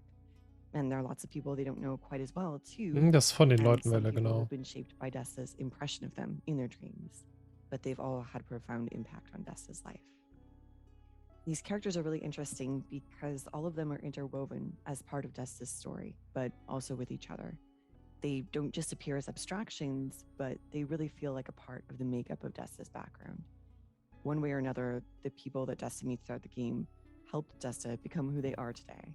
And they've taught Desta a number of different things, like standing up for themselves, taking risks, expressing themselves, and more.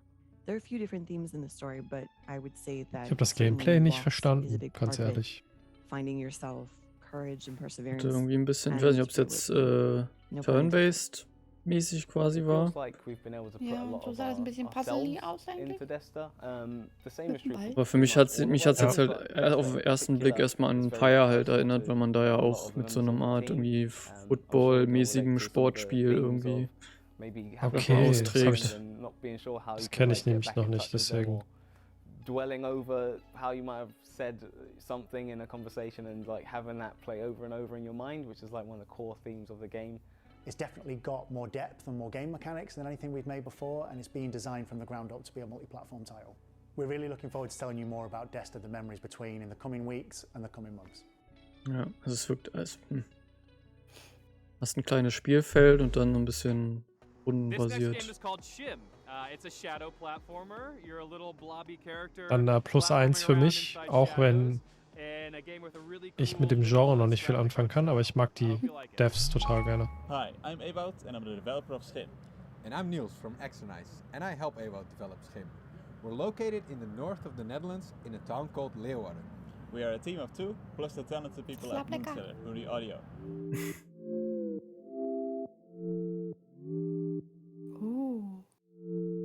Sieht ja cool aus. Nicer Style. Ah. Schim is a game where you move around in shadows. Ist mal eine Maus? You play cool. as Schim, a shadow creature.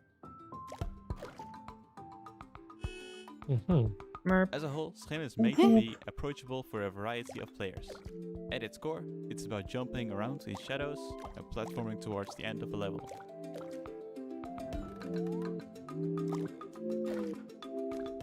Each shadow has their own Schim.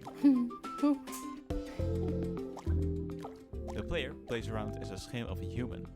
However, this Schim is separated from that person, and it's up to you to find your way back. Ja, ganz cool. Wenn das nicht allzu lange geht, würde ich spielen. In the game, you will also have other Schim characters who have also been separated Gameplay from was their hat. You can help them by finding their Ich plus da mal rein. Bei mir auch.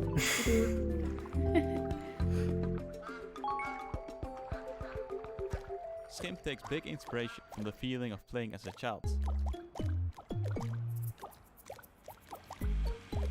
Playing imaginary games with made-up rules. Move around in shadows and jump to the next Die shadow. Made-up Games.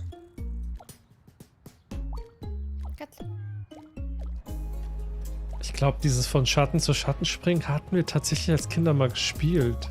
Ja, stimmt. Oder? Kennt ihr das? Mir ist das eher mit Ja. Kacheln. Also irgendwie auf Ja, Kacheln laufen Kacheln und nicht auch. auf die Fugen drauf. Nicht auf die Striche. Ja. Nicht auf die ja, das Fugenschimmel. auch. Ja. Schimmel. Check it out and follow us at schimgame.com.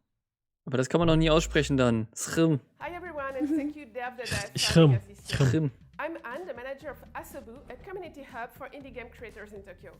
We have a space where people can come to Oh, work Space schon wieder. and meet other people, do small gatherings, and we are helping Japanese devs by introducing them to platforms, console publishers, helping them on marketing, or as usually they don't speak English, helping them to apply to our Ach, das ist dieses Robohead-Dingsel-Spiel. And we're also doing a lot of online contents and streams, like our big Asobo Indie Showcase, which will be aired this summer in English and Japanese, or our monthly stream indie collection, and podcasts, and many other things you can check on YouTube and Twitch. Rain on your parade. But first, let's check 2 really cool Japanese titles.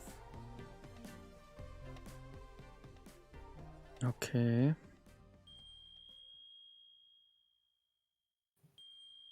Das sieht hübsch aus, glaube ich.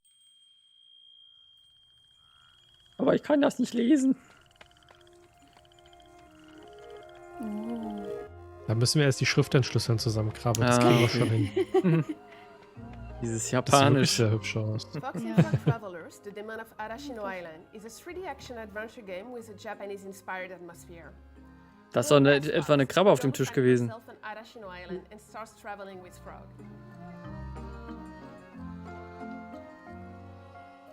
Torii gates, fusto lantern and neon gives light and color to the island.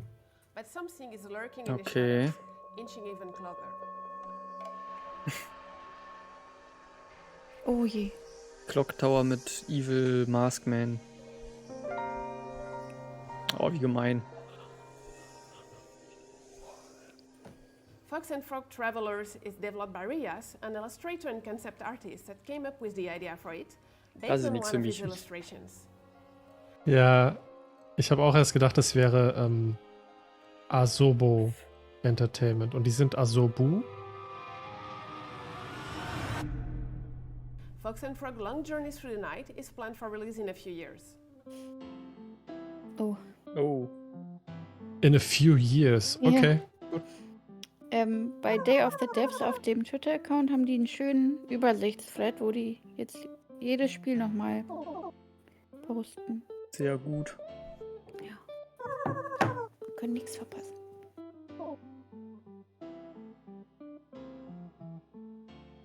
Genau, ich wollte gerade fragen, also wo war doch Plague Tale und Flight Sim, ja. is a narrative game about 2 young indie game creators, the shy Kani and the extrovert Kumade.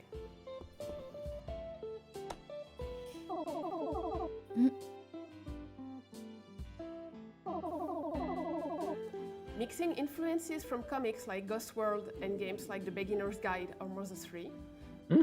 Goodbye World is a tale about the passion and struggles that comes with game creation.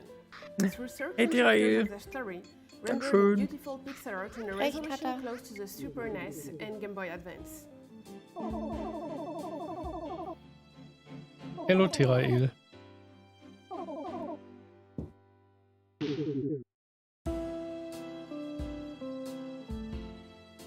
Goodbye World is due out on Steam later this year.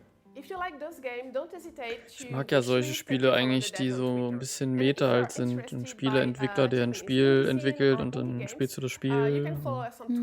Wie ist denn das andere genau? Ich hatte doch letztens auch so ein Spiel auf meine Liste gepackt.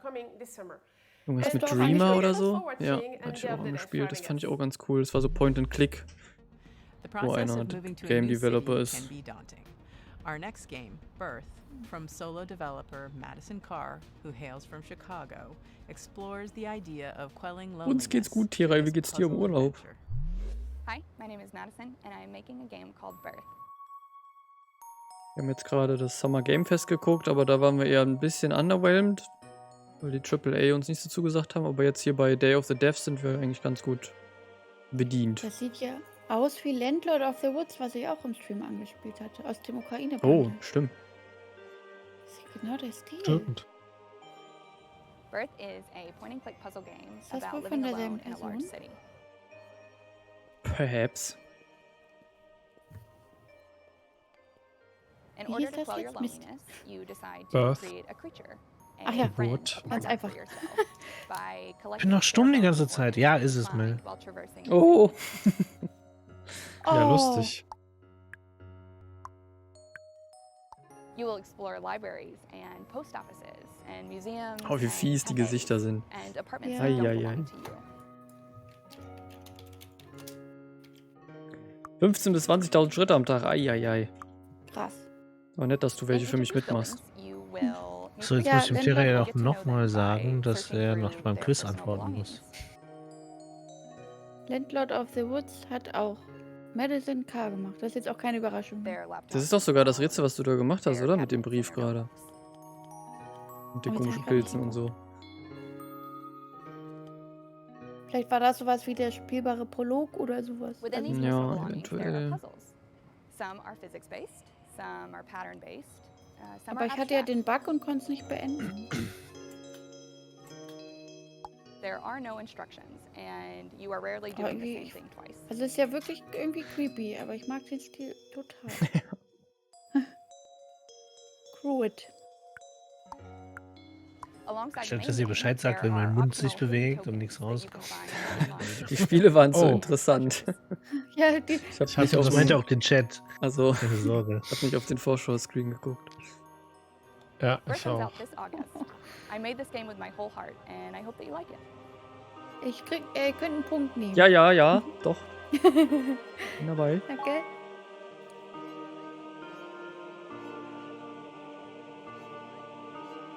Ist halt auch wie Rusty Lake. So Ja. ein bisschen, ne? Ja.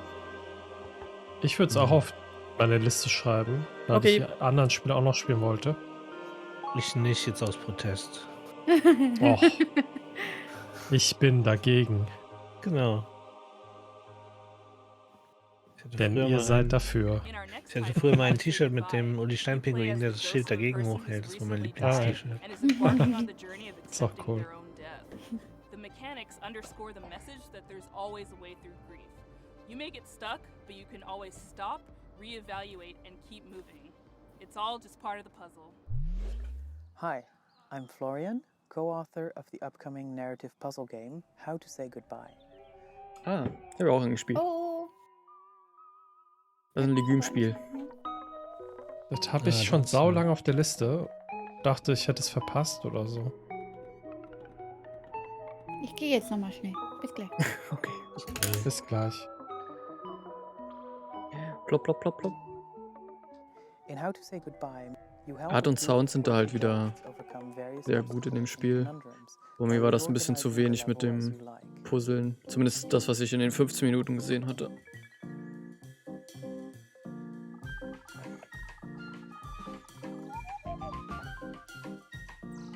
Aber sehr künstlerisch. How to say bis in one gleich. tile will also push the surrounding tiles.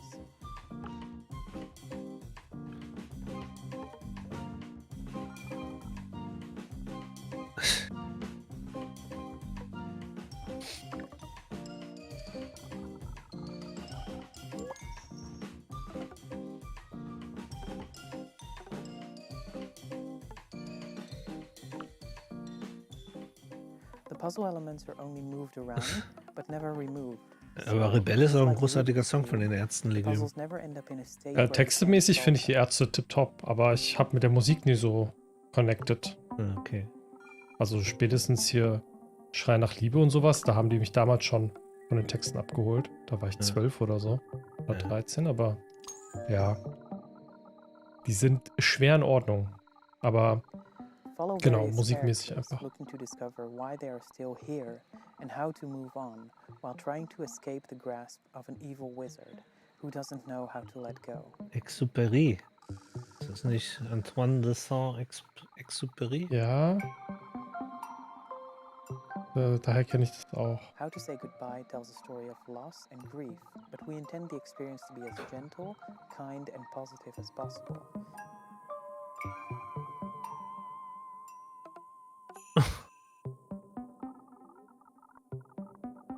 Warum ist der Text so komisch?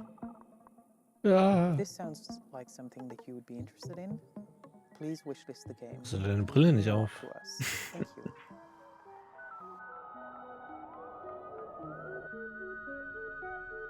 Das ist ein Plus, ja. Das sieht hübsch aus. Musik ist geil. Ja, Art Und ein und bisschen Musik ist Puzzle. auf jeden Fall sehr gut und das Puzzle, ja, das ist auch, also es ist schon fordernd auch gewesen. Aber Ja. es gibt halt scheinbar nur diese eine Mechanik mit dem Schieben. Kuchen. Well, wasn't that a great show and a great cake, and it's all gone, and so now we have to say goodbye. I hope you liked that. I hope you liked all the games. Thank you to all the developers for making such fantastic games and for bringing them here for everyone to enjoy. Special thanks to all of our generous sponsors. You've always been there for us, and we could not do this without you. PlayStation, Idea Xbox, Nintendo, Steam, Epic Games Store. Y'all are awesome. Thank you. Extra special thanks to Dose One, the Magic Man, for supplying all the beats and sound effects and tunes you hear in every Summer Game Fest edition of Day of the Devs. We couldn't have done any of this without you, or at least it'd be really quiet and kind of suck. We're not done with the Day of the Devs 10th anniversary just yet. If you go to dayofthedevs.com and sign up for our newsletter, you will be amongst the first to hear about all the excitement that's to come this year. Other than that, thank you so much to everybody who watched, and we'll see you next year. Bye. Bye. We'll see you next time. Aha! You thought it was over, but it is actually not. Day of the Devs continues with a special after-party performance by the one and only Peter Bergman of Anamanaguchi fame. He's debuting new music from a game you've probably never heard of. It's called Emo and the Guardians of Slumberland. And the reason you haven't heard of it is because it's debuting on Kickstarter at this very freaking moment. Finde ich allein den Titel schon geil. See you later. Thanks for tuning in to Day of the Devs Summer Game Fest Edition. Bye. Thanks for tuning in. Everything is tunic.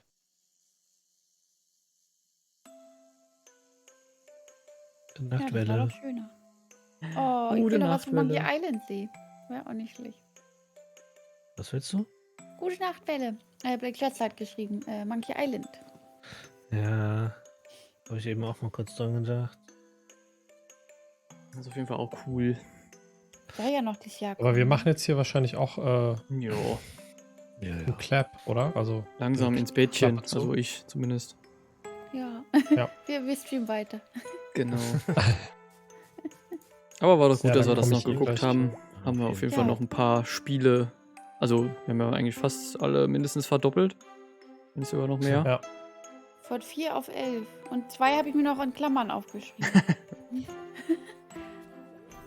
Hat sich mehr gelohnt. Vielen Dank auf jeden Fall, dass ihr da wart. Hoffentlich bis zum nächsten Mal irgendwie beim, weiß ich nicht, Game Awards oder so spätestens. Dann wieder mit coolem Tippspiel und hoffentlich dann auch einer fertigen Tippspiel-Website. Die Opening Night Live gibt's ja schon im August. Opening Night Live, was war das denn nochmal? Das macht auch Geoff Keighley von der Gamescom. Achso, stimmt, Gamescom. Ja, stimmt, da kommt auch noch was. Ich meine, jetzt die nächsten Tage gibt es ja auch noch ein bisschen, ne? Also nachher die Volva. Ja, das sowieso, aber gut, da kommen jetzt zwar keine Streams mehr, zumindest nicht von mir, aber... Samstag Wholesome Direct. Wenn ihr da was macht, gucke ich natürlich gerne zu, wenn ich Zeit habe. Future Games Show, was auch immer das dann wieder ist. Da sind auch nicht so schlechte Sachen dabei, glaube ich, aber sehr lang. Immer. Ja. Also ich auch vor kurzem Guerilla Collective auch wieder gewesen oder irgendwas? Oh ja. Ja, das ist auch schon Samstag. Ich weiß, Samstag um 17 Uhr ist Guerilla Collective 3 und Montag um 22 Uhr ist Guerilla Collective 3,5. Okay. Sonntag ist noch Xbox und Bethesda um 19 Uhr und dann um 21.30 Uhr PC Gaming Show. Und am Dienstag um Mitternacht, also Montag um Mitternacht, also Montag auf Dienstag um Mitternacht, ist die Capcom Showcase noch. Mitternacht meinst du? Ich meine so mitten in der Nacht, also 0 Uhr.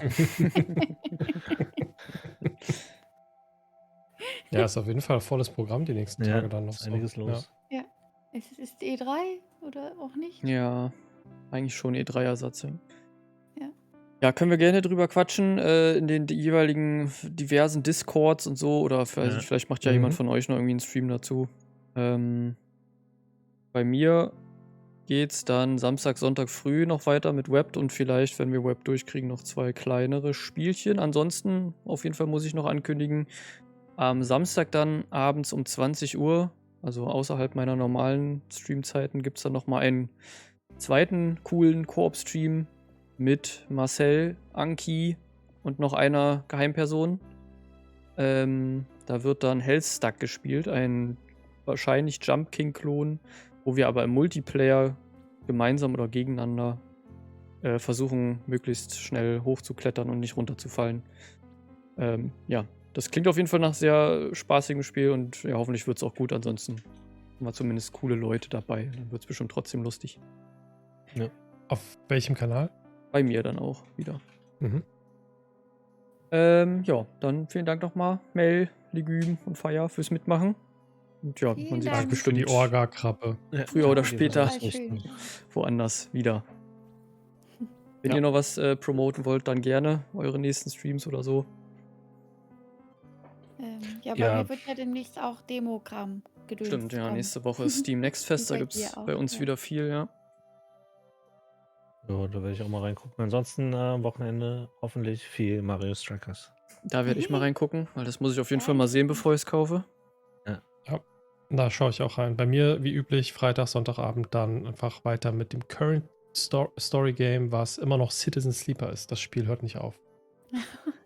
Ist das irgendwie absehbar, wie lange das noch ist? Oder weißt du, wie lange das insgesamt ist? Kann ich mich nicht drauf verlassen, weil bei How Long to Beat steht eine Zeit, die habe ich schon längst überschritten. Der Klassiker. Wie immer. Es ist immer das Gleiche. Deswegen. Aber es macht noch Spaß. Es ist nur so, ja, es ist unberechenbar, wie lange es noch geht. Okay, dann natürlich auch vielen Dank an den Chat, dass ihr so fleißig mitgeguckt habt. Und ja, wir sehen, schön, lesen, hören uns bestimmt die Tage wieder im Discord und so. Kommt da gerne drauf.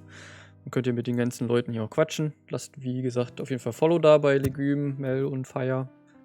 Falls ihr da die Links nicht habt, bei mir unterm Stream findet ihr die theoretisch oder halt die Namen von denjenigen nochmal im Chat eingeben.